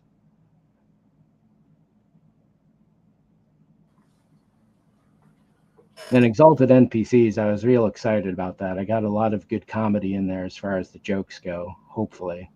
Yeah, I tell you guys what, get these books if for no other reason. Well, I mean, there's plenty of good reasons to get these books, but all the little jokes that you put in there make these a treasure hunt, and I love that. Hours 3, sailing upon the Div shall ye be, and in that time, if luck be thine, one or more plesiosaurs shall ye see.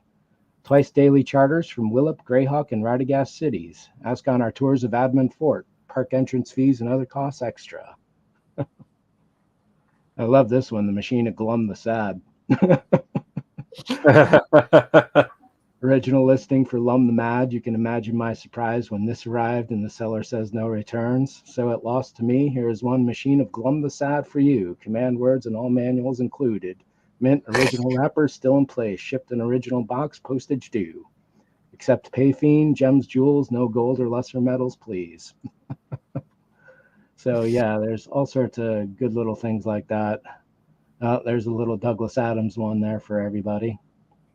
Oh, and of course we got a couple nods to Bill himself. Where's the samurai page? And then the witches too. There's a few, the Great Underground, what did I call it? Orthan Gaming Convention, I think, the Guac. I forget what page. Actually, everybody, you can flip out to the back here, and there's an advertiser's index. Not there. There we are. So yeah, we got Dungeon Delver Excursions, page 160. 149, hey, 160. In the book, woo!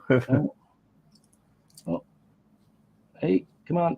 And there we are. Dungeon Delver, daily excursions after Evensong. You know it.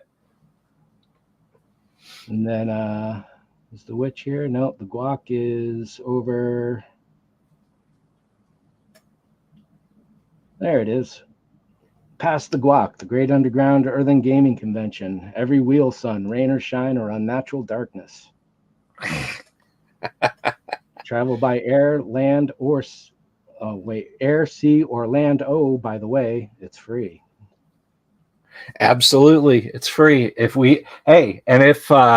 If 10 score times 10 times 10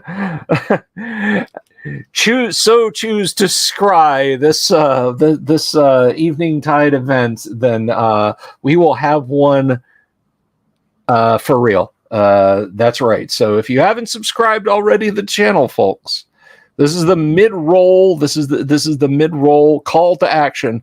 If you have not already subscribed, please do click the subscribe button, click the bell icon for notifications. And when we hit 10,000 subscribers, yes, there will be a real convention, an IRL con that you can travel to and come and play all kinds of fun stuff, because cons are fun. Yeah, so it's been a whole big fun project for me. I get to throw my old professional desktop layout skills to some use on a nice little side passion project. So that's a bit of fun. And hopefully I'll finish these all soon so I can actually start using them to game with. Well, that's awesome, man. That sounds absolutely fantastic. All the stuff that you're bringing together, and I'm excited for it. I know Vaughn asks. It seems like every every other time, where can I find it? Vaughn, bookmark it, write it down, put it on a Post-it note, stick it on your monitor. It's right there. You can go find all Jack stuff right now. Yeah.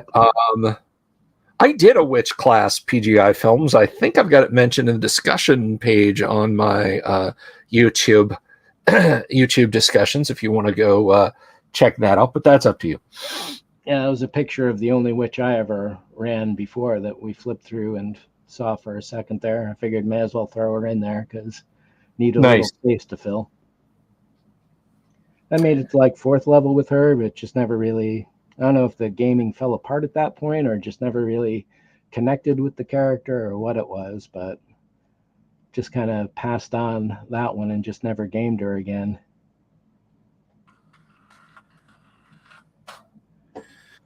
That was a Cthulhu worshiper. Oh dear, yeah, that's the worst kind of witch. Yog Sothoth, maybe one of those.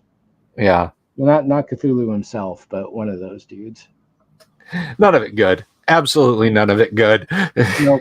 Apparently, you don't run evil games anymore in these modern times either. So, who knows what's going on?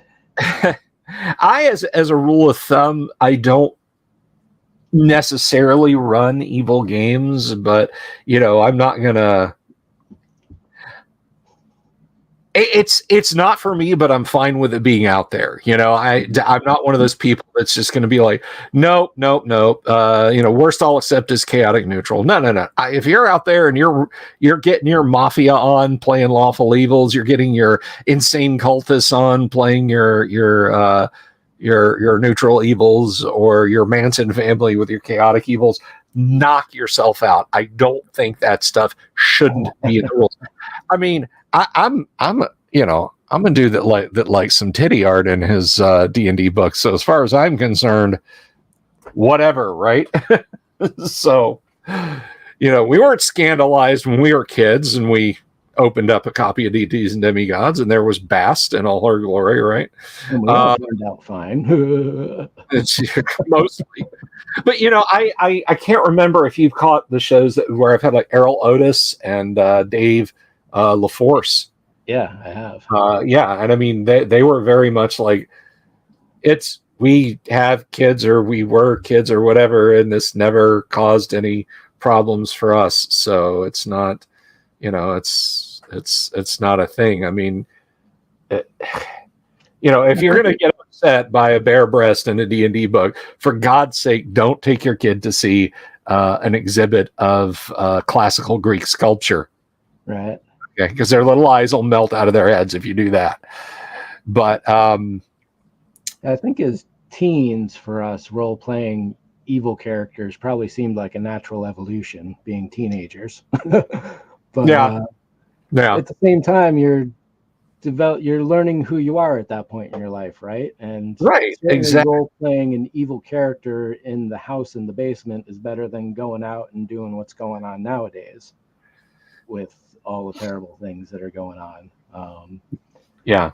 At the same time, would I do that an evil character nowadays? Probably not. But back then, it's like, yeah, what the heck? Why not? You get to explode. I mean, look at every actor you hear from on TV or wherever. Let's say, what was one of your favorite characters? It's like, oh, this bad guy. I really got to sink my teeth into this role. It's like nothing I've ever played before. And, that's part of the experience. You can't play Darth Vader if you're not allowed to play Lawful Evil, for example, right? Right. And again, that gets into the whole idea of role playing. It's exploring in your mind who and what you are and how you relate to all those people around you in that setting. So it's good to have it. I can understand why they would want to have gotten rid of it, but at the same time, having played however many evil characters, games, campaigns, and murdered however many and this and that evil characters are wont to do, it's just the same as if you play an orc or something like that. I mean, I would wager that the people who get up in arms over evil doing characters are the same ones who will gleefully fire up Fallout 3 just to get to the point where you can do the quest for Mr. House and detonate a strategic nuclear weapon underneath one of the few remaining lawful and good cities in Fallout 3. And it's just like, haha, I get to see this blow up. And yeah, you get slapped with bad karma, but big deal, right? Yeah. I've even been having, in the notion that I'll be running games again, or at least would like to run games again, is do I really want to role play those evil characters doing things? If I've got several players and there's some orcs coming around doing some mean little things, do I really want to get into the graphic side of that? Do I want to express what it is those kind of creatures would probably really be doing, I don't know. It really gets distasteful fast. Well, I Awful think, fast. I think as a DM, case in point, my Monday night game, the party came upon a traveling group of hill giants. And the hill giants put down a burden they were carrying and then fought the party and were then wiped out. And then the party went over to see what they were carrying. And a couple of them had been carrying, like, on their shoulders, a big lodge pole, basically, that had a great huge iron pot. And they're like, okay, we take the lid off. What's in the pot? And I said, well, it's stew made of people. Mm. And I left it at that. I didn't go into, and their eyeballs are puffed up and you see the brains leaking out of the heads. I just said, yeah, they made soup out of people. It's a giant pot of people soup. And we went on just with that. And I think, sorry, my mouse fell. But I think you can, as a game master,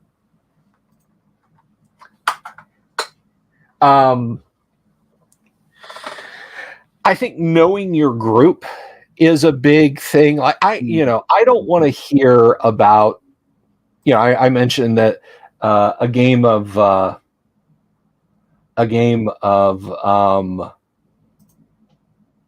D&D where you've got a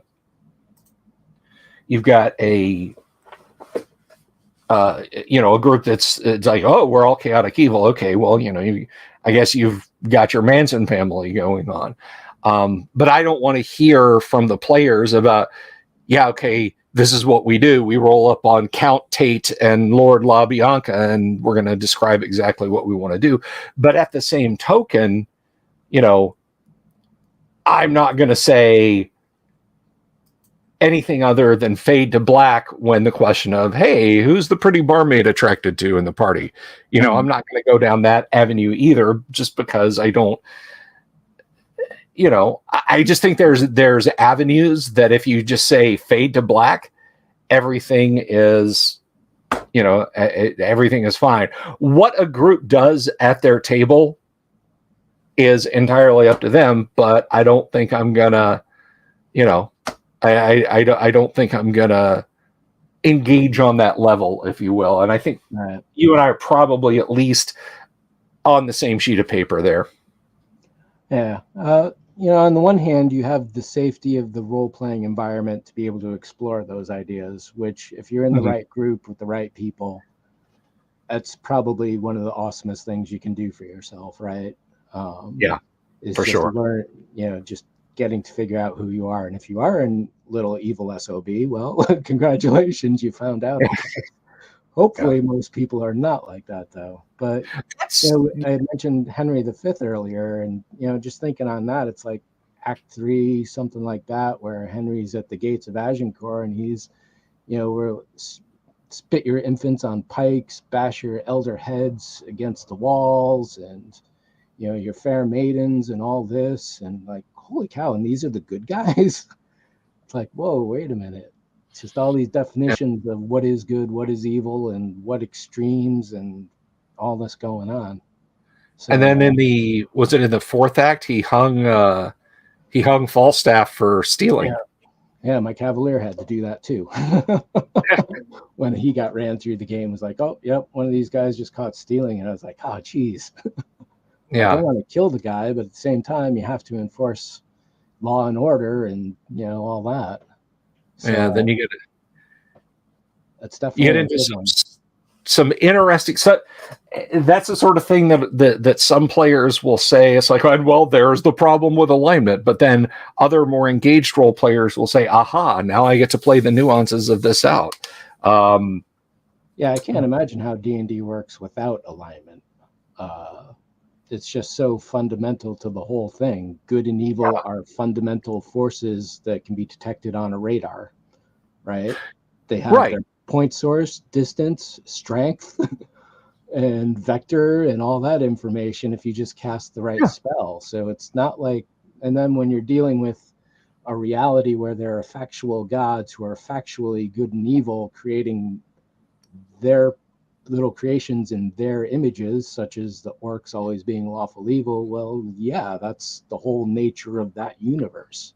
Yes, there will be good orcs, the random few occasional ones that happen, but by and large, they're pretty much a lawful evil kind of society that benefits themselves at any cost to anyone else, no matter what.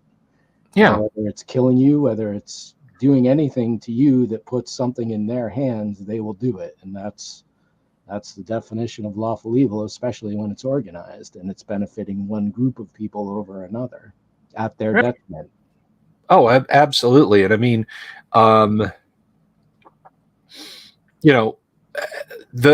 clapback you get from some people is that, well, it's, this game doesn't use alignment and this game's just fine. Well, guess what? Chess doesn't have attack helicopters with armor ratings. That's because chess isn't a war game by GDW written in the 1980s.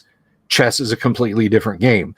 Dungeons and Dragons is a completely different game from Rollmaster. It's a completely different game from Warhammer Fantasy, which, by the way, Warhammer Fantasy Roleplay has alignments. Don't tell anyone. But it's a different game from the others. It is a part of the mechanics. It's a part of the rules. Saying I will play Dungeons and Dragons, which has alignments, and then I'll go play another fantasy role-playing game or any other role-playing game that doesn't have alignments is not some weird hypocrisy on my parts. I mean, if I go out and play a pickup game of football, I'll wind up in the emergency room, but just stay with me for a second. If I go out and say I'm going to play a pickup game of football, I'm not going to take the football and insist that we bounce it constantly, or else you get called for traveling, because football and basketball are different games. So, Vaughn, I prefer the 9 standard alignments. Well, even something like Star Trek, they talk about good and evil a lot in the TV show, which nowadays we think more about empathic, sociopathic responses rather than good and evil in the classical definition of the terms. But I can certainly demonstrate how the Klingons are a lawful evil government, and I will torture you to death. I will kill 100 hostages for the slightest offense, and all these other things. And the Federation is obviously the opposite for the lawful good, promoting all of that. But you don't need those in there, because it's more understood to be part of the fabric of the underlying ethos, rather than in D&D, where it's all these gods who have made things are at war with each other and making all their creations at war with each other. Yeah, exactly, precisely. And then that, there's your very simple explanation, But I mean, why would all orcs have to be evil? Because they were made by Nextor, or they were made by Grumpsh, if you want to do the non-human deities, which is a ridiculous term. No deity is human. They're not. They're, by definition, they're not humans. But yes, all orcs are evil. Why? They were made in hell. They were prototyped in the abyss, and then they were sent to the prime material plane as foot soldiers, and then they started making little babies, and now we have the now we have this issue.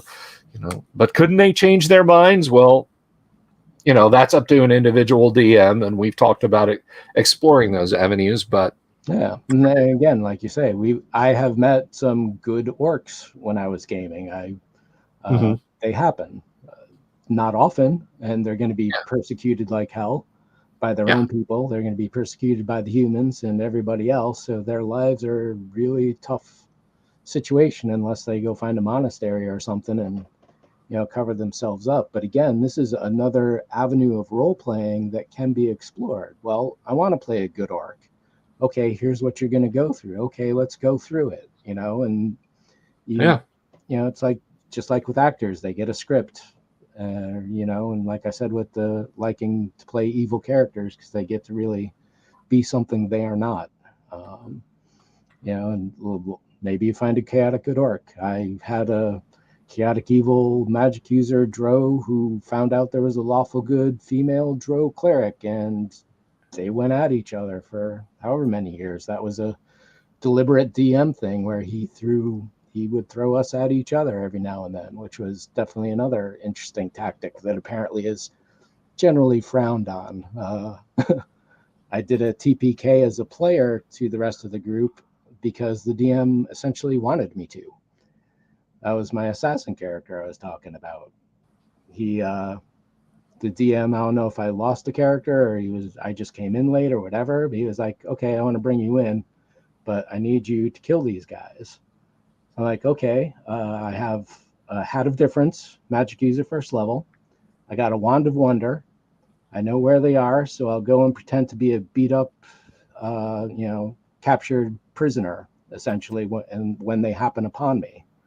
So the group comes along. I'm a plucky go-getter magic user who lost his magic books, unfortunately, but I got this wand and a lot of gumption.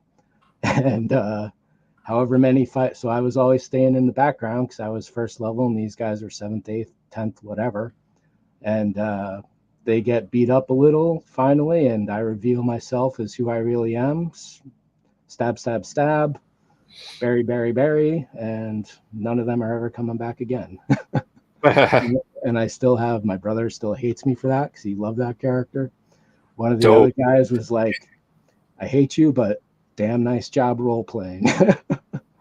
Right on. Right. So that's, I don't know where I was going with that story overall, but.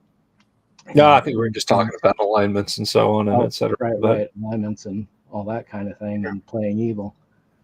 So yeah, again, it's definitely, and this is getting into DMs throwing players against players, which is definitely a big hot topic as well, and not something you generally want to do unless everybody's in on it, essentially. Yeah.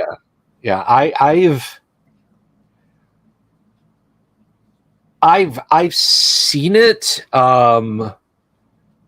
in the 9 years of the Monday night game. I haven't seen it much other than little digs and verbal sparring, never weapons getting drawn. But I feel like I feel more like the exception. I've mentioned this on the show before. I put on those ridiculous D&D horror stories, and yes, most of them are fake. People just make them up for Reddit karma. But I dig up the put on the D&D horror stories, and if we assume that 10% of them are real, and that 10% of those are situations that come to in-game PvP wrecking games, I'm happy to not have it. Yeah. I mean, I would not. I have not told my players in my Monday night game, you can't do X, Y, or Z. We even had an evil character adventuring with a group for a while. I'll tell that story some other time. But I think if push came to shove on a PvP front, we would just have to see what happened. Mm-hmm. Well, there's it naturally happening, like two players just starting to hate each other, and they take it out through their characters. Yeah. And then there's DMs deliberately introducing the whole notion underneath the thing, and there's definitely two different ballparks there. Well, I think if you get two players who just hate each other at the table, you gotta take one species out of the terrarium, you literally, one of the classic nerd fallacies is that because we're all nerds of this thing, sports nerds, D&D nerds, video game nerds, fly fishing nerds, whatever, therefore we are all going to get along and be really good friends. And that just doesn't happen.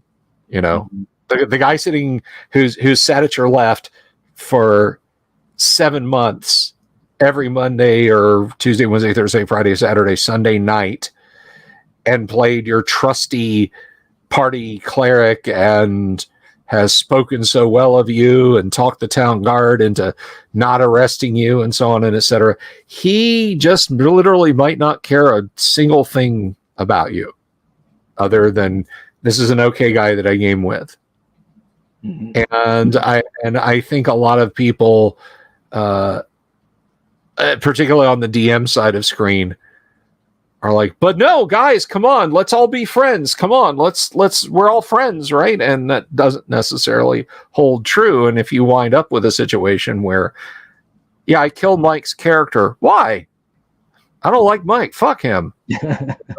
At that point, you've got to step back and say, y'all can figure this out, but not at the table. Because if you're going to be disrupting the game with your real world nonsense, leave. And friends go through their ups and downs all the time as well. And, you guys hate each other one week and the next week you're pals again. And yeah. Oh, that's so. I have real D&D horror stories about that very thing, but that's for another night.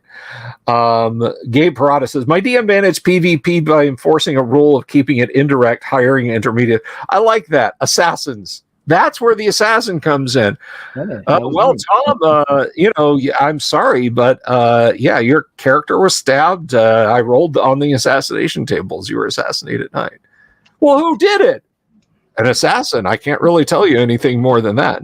Bill's over here going, maybe you can figure it out, but at the same time, I like plenipotentiaries and intermediaries and everything, every other sort of airy doing the dirty work there. That way it's back in the DM's wheelhouse. That's right. Well, the player says, who did it? Well, player, you turn your head around and lose consciousness and you're dead. Yeah. You don't know who did it. It just happened. Yeah, exactly. So bolt the lightning. Yeah. So let's see. Make sure I've got this. I'm gonna put these links back up here real quick. We are kind of coming up on top of hour 2, and you might actually want to eat dinner tonight. So you're out on the West Coast, yeah? Yeah, it's 7:30 here now. I'm fine either way. I don't mind. Okay. If people want to keep talking, we can keep talking, or we can go away and never be seen again. Until tomorrow night when you're sitting in the audience. Let's see. Yeah, it's amazing. You have all these things in your head you think you talk about, and then all of a sudden things you're actually talking about are like totally different from what you thought you'd talk about. Yeah, heck yeah. It's kind of sweet. But what is after all this is done, the Star Trek and the D&D is organized the way you want to organize it, is there another RPG that you want to tackle? No. These are the only 2 games that I'm interested in playing, as of now at least. Right on. A while ago, my wife said, well, I might like to learn to play D&D, and we haven't gotten around to, we rolled up a character for it, but we haven't gotten to do much else yet for time. Oh my gosh, dude. Drag her to the table. Get play a game, man. It's a matter of scheduling to some degree. But, no, I got how things go.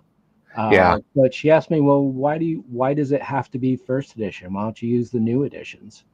I was like, well, I know this one. I've got 15 years experience with this one. I know the rules essentially inside and out. I'm definitely rusty nowadays, don't get me wrong. It's not so much it's the one that I grew up on, but it's the one that I inherently know. Like the Star Trek game, there's been several different licenses that have passed along ever since then. They all do things differently, and they're all different game systems. And this is the one that I know, the FASA game. This is the one that I spent decades of my life essentially devoted to tweaking all the rule fixes that were needed for, they didn't even do falling damage in first or second edition. How do you miss falling damage? It's right. So before I forget, I'm going to interrupt you. Before I forget, why the hell do bows shoot further than phaser rifles?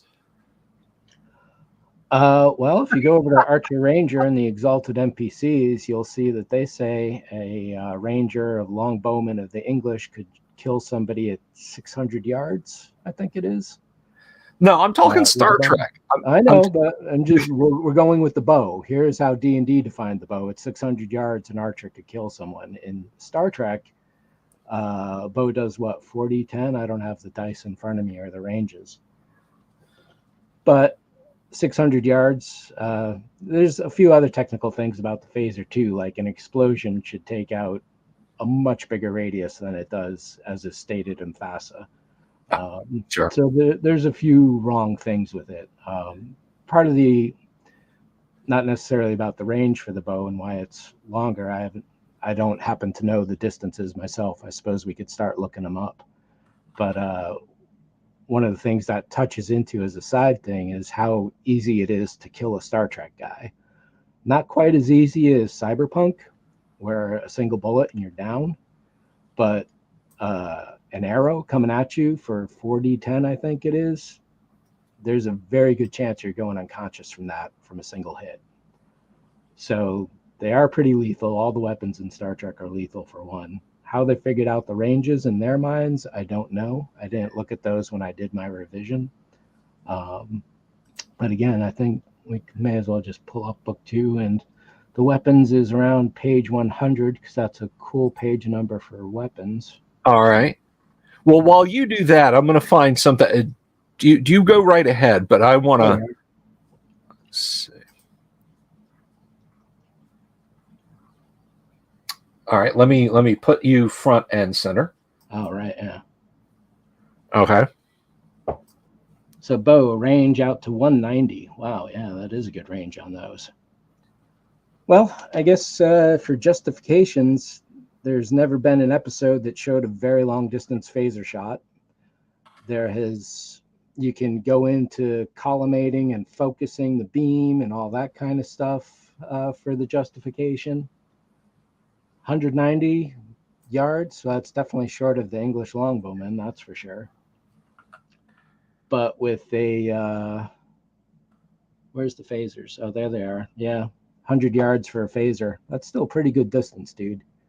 Most combat in Star Trek is going to be fisticuffs or short range, medium range at most. So you don't usually have to worry about that. But yeah, that's definitely something interesting you point out. 300 yards for a rifle. That definitely takes out a phaser by any amount. Okay, I'm gonna share this with you, and I don't know if you've ever seen this, and I don't know if our audience has ever seen this. I'm gonna put me front and center here. Presents, share screen, because I always think of this. I don't always think of it. Like most men, I'm usually always thinking of Rome. But right there, lower right corner. But they make a keen sound. In Star Trek: The Role-Playing Game, phaser rifles can't fire as far as a bow and arrow. That's from the classic Murphy's Rules from Steve Jackson games back in the day. Huh. I never saw that one. That is funny. I'll have to share some more. Poor Spock, arrow to the head there, rifle shot to the back in Private Little War, flying pancake in Operation Annihilate. What else? A couple other times Spock gets his butt kicked pretty well as well. The water virus got him pretty good. The water in all our tomorrows, the water-based virus, when he's walking around crying because he can't stand with us. That was Naked Time. And then all our yesterdays was with Zarabeth, back when they were in the frozen past. Yeah. He starts going primal, eats raw beef. Yeah, lots of good stuff there. And folks, Bill knows his Star Trek pretty well. I got to say that. I've been impressed. I don't want to call myself an expert or anything, but for the last 2 or 3 years, I've done nothing essentially but loop the entire Star Trek catalog. And by Star Trek, it's like saying Star Wars. You open up a big can of worms. Star Trek, I mean the original series, the animated series, and maybe some of the movies. Next Generation, Voyager, DS9, whatever. That's its own thing. So unfortunately, it's so everywhere with so many different facets. It's like Star Wars. You can't keep up with stuff anymore. And someone like me says Star Wars, I mean the first movie, maybe the first 2 or 3. Someone else hears Star Wars and they think every single movie, every single TV show, every single comic book, and it's like, whoa, way too much and getting overloaded. Yeah.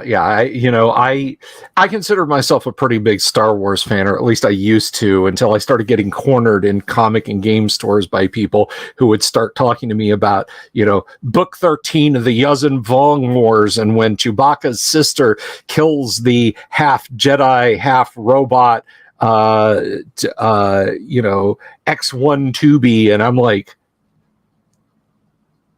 what the hell are you talking about? I saw Star Wars: The Agricola Twin in 1977. I saw Empire at the Gadsden Quadruplex a few years later, and then I saw Jedi at the Winter Park Twin when we moved down here to Florida. That's it. You lost me, okay? Yeah, over the years, I like to display my Star Wars fandom now and then, and everyone's like, oh, you must really love Star Wars. And I'm like, well, it's really helped me define what I like about it. It's like the model work and, the first movie and these little specific items. But the way people are, it's like, oh my God, like you were saying, it's like, oh, this little minor character and this and that. What do you think? And like, I don't know. As with original Star Trek, I can't even tell you the star dates. I probably have a couple planets right, but as far as knowing the series, I know the series pretty deeply well. But little minutia stuff, it's like, who played who on what and when, and maybe I have a name or two, but not really. It's fun to Google that stuff, So, oh yeah, that's pretty cool. But yeah, I can't. As the English say, I can't be arsed when it comes to anything. Now, to be fair, I read the entire run of Marvel Star Wars comics. Yeah, me too. And I actually really enjoyed Splinter of the Mind's Eye and the Han Solo books. But I mean, outside of that, we went. There was the prequel trilogy, which I think Lucas really dropped the ball on. I mean, come on, testing positive for Jedi. I like the prequels now better. It's only because of Kathleen Kennedy for making us appreciate how good the prequels actually were in retrospect. Yeah, it's like Revenge of the Sith is pretty good. But he was really deep. They really had something. Jar Jar Binks is Obi-Wan Kenobi compared to Rey Skywalker. So yeah, miss me with the rest of it. And by the way, before anybody even considers typing it, no, I don't also include the holiday special. But that's painful, but that's a fun one to watch. Its holiday special when it came out was gold, absolute gold. You got God, 6, 7, 8 years old or rather 8 or 9 years old when that thing came out. Absolutely, I was glued to the screen. Yeah, now it's like, oh gosh, especially that thing with the grandfather and Deanne Summers or Deanne. And the animated the Nelvana animated sequence with Boba Fett.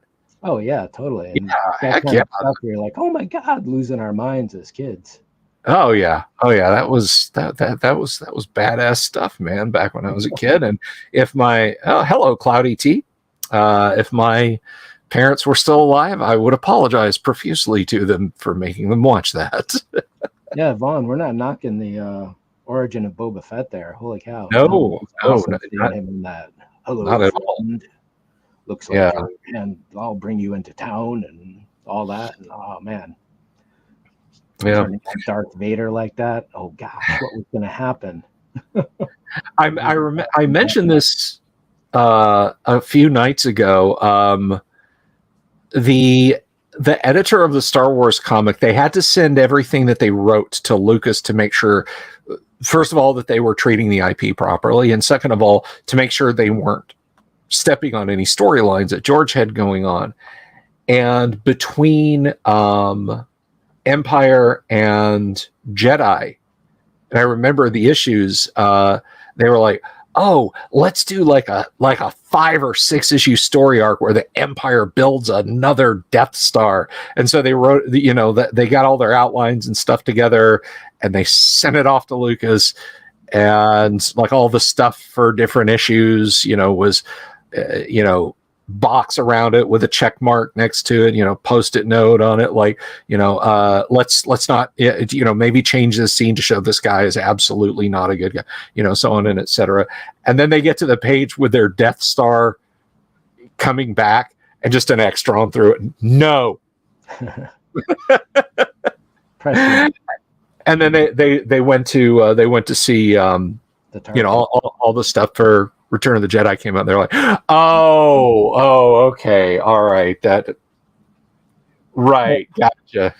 That's like Dave Prowse in an interview before Empire came out theorized that Darth was going to be Luke's father, and that's like a year or two before the movie even shot, and that was one of the reasons why Dave Prowse got crapped on so bad over the years. Yeah, he guessed. What are the chances, right? Well, I guess if you're looking at it and you think about it, then of course Vader is going to be Luke's father. But no one was thinking that back then, or that kind of thing.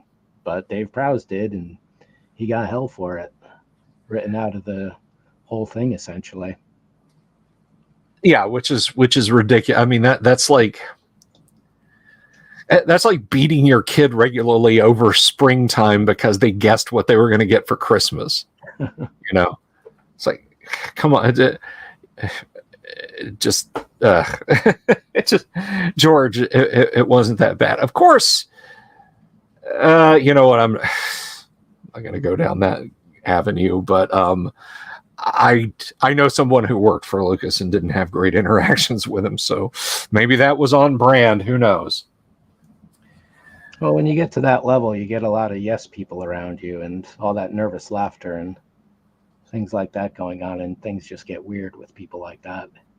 Yeah. I mean, we were talking about that very thing when we were doing sound checks earlier. Was there's Monty Python skit, the insane American film director, and he just starts getting more and more sociopathic and weird, and everybody in the room is just praising him and kissing his ass and applauding everything he does. But when nobody's around to tell you to stop, things can really start to go off the rails. And I guess when you get that kind of money, you don't have people that want to tell you to stop because they're afraid of you, or I don't know what goes on. It's weird. Yeah. Hey, make this happen. Tell that person to make this happen, and you're like, you're asking for something. I remember hearing a story about during the Titanic, there was a scene where Cameron wanted to use CGI to have all this steam escaping, and they were like, we could literally set up a cold mist pipe to have like a little bit of dry ice and a little bit of water mist, and just blow it out and it'll look fine. We can do this for like $120. And he literally went into flip a table mode, like purpled at these people telling him he could do it practically, and he was not happy. And so, they went back to Foundation or whoever, or ILM, and were just like, we need to do this. And at the time, it was Titanic, which was what, 90? When was Titanic? 97 about. 97, yeah. And they're just like, this looks abominable. This looks like bad CGI. This looks like crap from a full motion video game. And finally, they went and they when the second unit director, whoever shot the scene, he was like, just have people out of shot with CO2 fire extinguishers, just blowing them across. And they did it, and Cameron saw it in the dailies. He said, oh, that's perfect, man, you guys nailed it. That's what happens when nobody's around to tell anybody to stop. You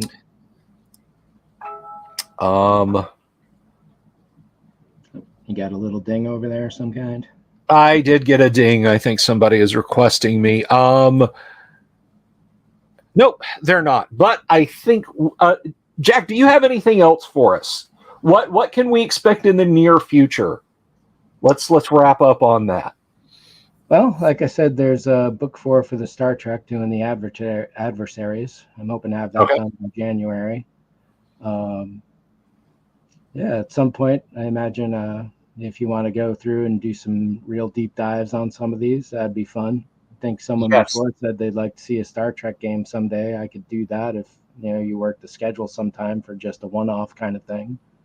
Absolutely. I would love to do those. And I'd certainly love to dive into all these details. I could probably talk 3 hours on any one of anything here that I've done. Right on. Never mind a whole show encompassing everything whatsoever. So there's always more coming. Always something in the works. It's just a matter of when it happens. No, I gotcha. I'm just glad you're able to come out and wrap up our guest appearances year. Yeah, that's right. We are you are closing out our guest spots because we're entering that lovely holiday time when I have absolutely no obligation to do anything other than the occasional drip or drab of show. But reruns. It's going to be reruns because it's a holiday, kids. But I want to have you back. I want to deep dive at least one D&D book and the Star Trek book and get you playing some Star Trek on the show. Maybe even running some Star Trek on the show if you'd be up for that. I don't know that if I've ever played the game. I think I have once or twice, but I was always the GM for this because I loved the show so much and the game system. So everybody's like, okay, you run. So, yeah. And the good thing about, of course, like, being a DM is you get to play everybody. So, yeah. I don't feel the need to play the game because I have been the doctor and the captain and, whoever else, right? The admirals and the nobodies and the yeomans and everyone. And picking one would probably be kind of difficult, I guess. But yeah, I like the freedom of being able to explore the Star Trek universe as the person telling the story rather than the person experiencing it, I guess. Well, I suppose I'm experiencing it too because I'm telling it, but you know what I mean, it's the player side of everything. Right. So, of course, now there's a flood of questions here. Vaughn, thank you very much for the super. I greatly appreciate that. Wave says, can we get Jack back next year? Yes. I mean, we're just talking about that. He'll come back. I don't know if this was aimed at me, Michael. Watched The Mandalorian, but none of the other series. Mandalorian was okay. Mandalorian was a space western, and it's not bad. I lost track of Mandalorian when it started being the Baby Grogu show featuring, or was that the Boba Fett show, or was that? No, Mandalorian. Mandalorian was big. Just became the Baby Grogu show featuring the Mandalorian, and Obi-Wan got weird with. Just like, well, is the show about this guy or is it about someone else? And if it's about someone else, why isn't it titled Someone Else? Yeah. Right. Let's see. PGI says, do you intend to start posting new vids on YouTube? The last seems a year ago. I'm not touching that. Yeah. So I have a couple YouTube channels, and one of the things I hate about it is everybody going in the comments and saying, you should do this, you should do that, and why haven't you done this, and why haven't you done that? And so when I created the Jack Photon channel, specifically RPGs, I am not subscribed to anyone. The videos I put up at the end say, please do not subscribe to me, do not ring bells, do not like. Just I want to not be part of the algorithm, which you have to, and you don't want to. And it's all the schizophrenic stuff going on with me as far as all this participation things. If you want to subscribe to me, go ahead. I'm not going to promise any new videos anytime, just because Bill has it right. If you're going to do videos on YouTube, live stream. There's no editing, no post-production. I didn't mention it in previous versions, but post-production here in Los Angeles is kind of what I do. So having that intrude on my hobbies, one of my other channels, I'd come home from work on my hobby, and then I started putting some of it on YouTube, and soon enough, within a year or two, I was doing as much work on the video side of processing as I was on the hobby itself, and not getting paid for it because that's my day job, not my hobby. And then I have all these bosses on YouTube who are telling me I should do this, I should do that. Why didn't you do this? Why didn't you do that? You're an idiot. You're smart. This, that. It's like, oh my gosh, folks. I was just having fun. That's all I wanted, was to have some fun with my hobby and share it. And once you get into the post-production and you're editing and stuff, it becomes a huge hassle. If you guys wanted, I could show you a 5-minute preview of the next video I want to do, but I've been sitting on it for a year and a half, mostly because of sound issues. I live in an apartment, so I can't do anything loud at night. And during the day, I've got an alley outside, so I have all of that noise coming in, and there's no way for me to isolate the microphone. So as far as producing videos, that's why with the last videos I put up were just photo stills from my visit to one of the Star Trek sets in Ticonderoga, New York. And folks, if you are a fan, holy cow, go. There's a full set down in Georgia too. Go. Whatever. The one in Georgia is free. The one in New York costs like $20. Soon as they opened that door, the first door to the stage, I burst into laughter and started crying. I was home. The sounds, the lights, the shadows on the walls, the colors. Then when you're actually walking through the set, holy cow, I just wanted my own little room to rent out so I could just live there and do nothing but live on this ship. It was, if you're a Star Trek fan, go to one of those two places, make a point of it, definitely. Nice. Excellent. But I was talking about that video, and there's no audio in those videos because of all my sound issues that I don't want to deal with. But yeah, I have a 5-minute preview, but the sound is terrible, and I don't know if I really want to show it, but maybe I would. And I don't know if it'll play over, if I can get it to work on the camera setup with the desktop right now. But yeah, as far as my channel goes, maybe there's a video, maybe not.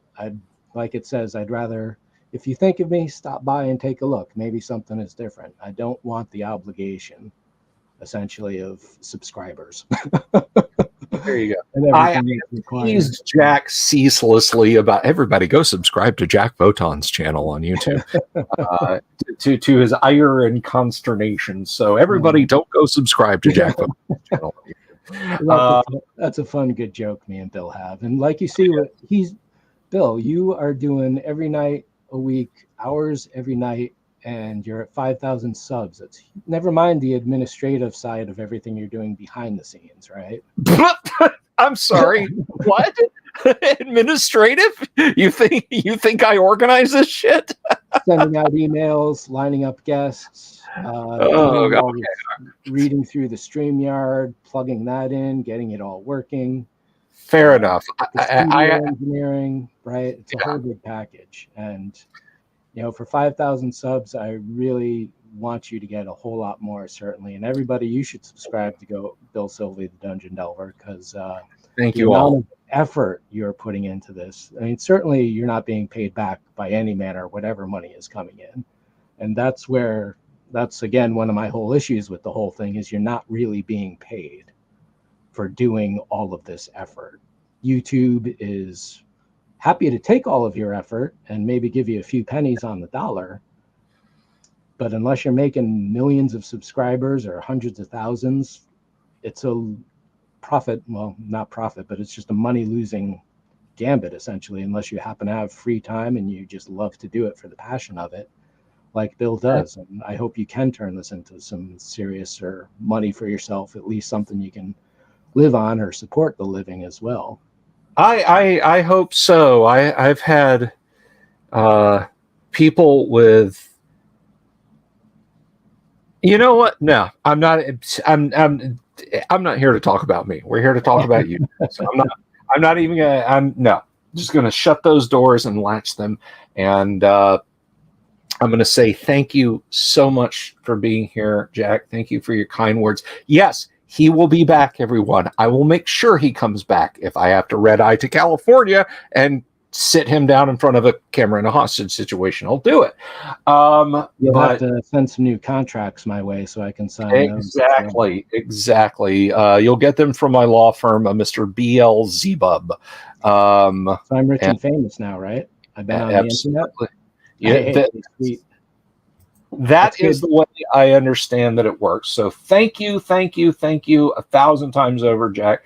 Thank you. As for the rest of you guys, well, what can I tell you all? It is a cold and rainy night here in Central Florida, and I'm sure it's a cold and rainy night wherever you are. So be careful going home, and check out Jack's stuff on the internet. And for God's sake, keep your eyes peeled for the owl bears. Good night. I love you. Peace. See y'all. Have you seen my owl bear?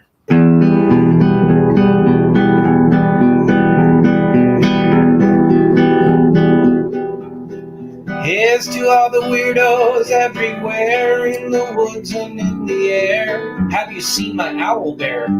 Should I shave off all my hair? Bobs are all around. Some live in tunnels underground. Some are fat, some are rich, some are sleeping in a ditch.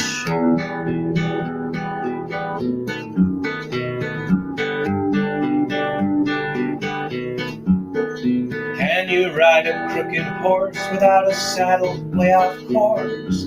Naked as a toad, all the way to Smoky Joe's. Have you seen the little creep driving fast in his little green Jeep? He smells like fish and brandy, but his rotten teeth look dandy. Take me to the show, I don't care if fast or slow. From action flicks to dancing dicks, just take me to the show.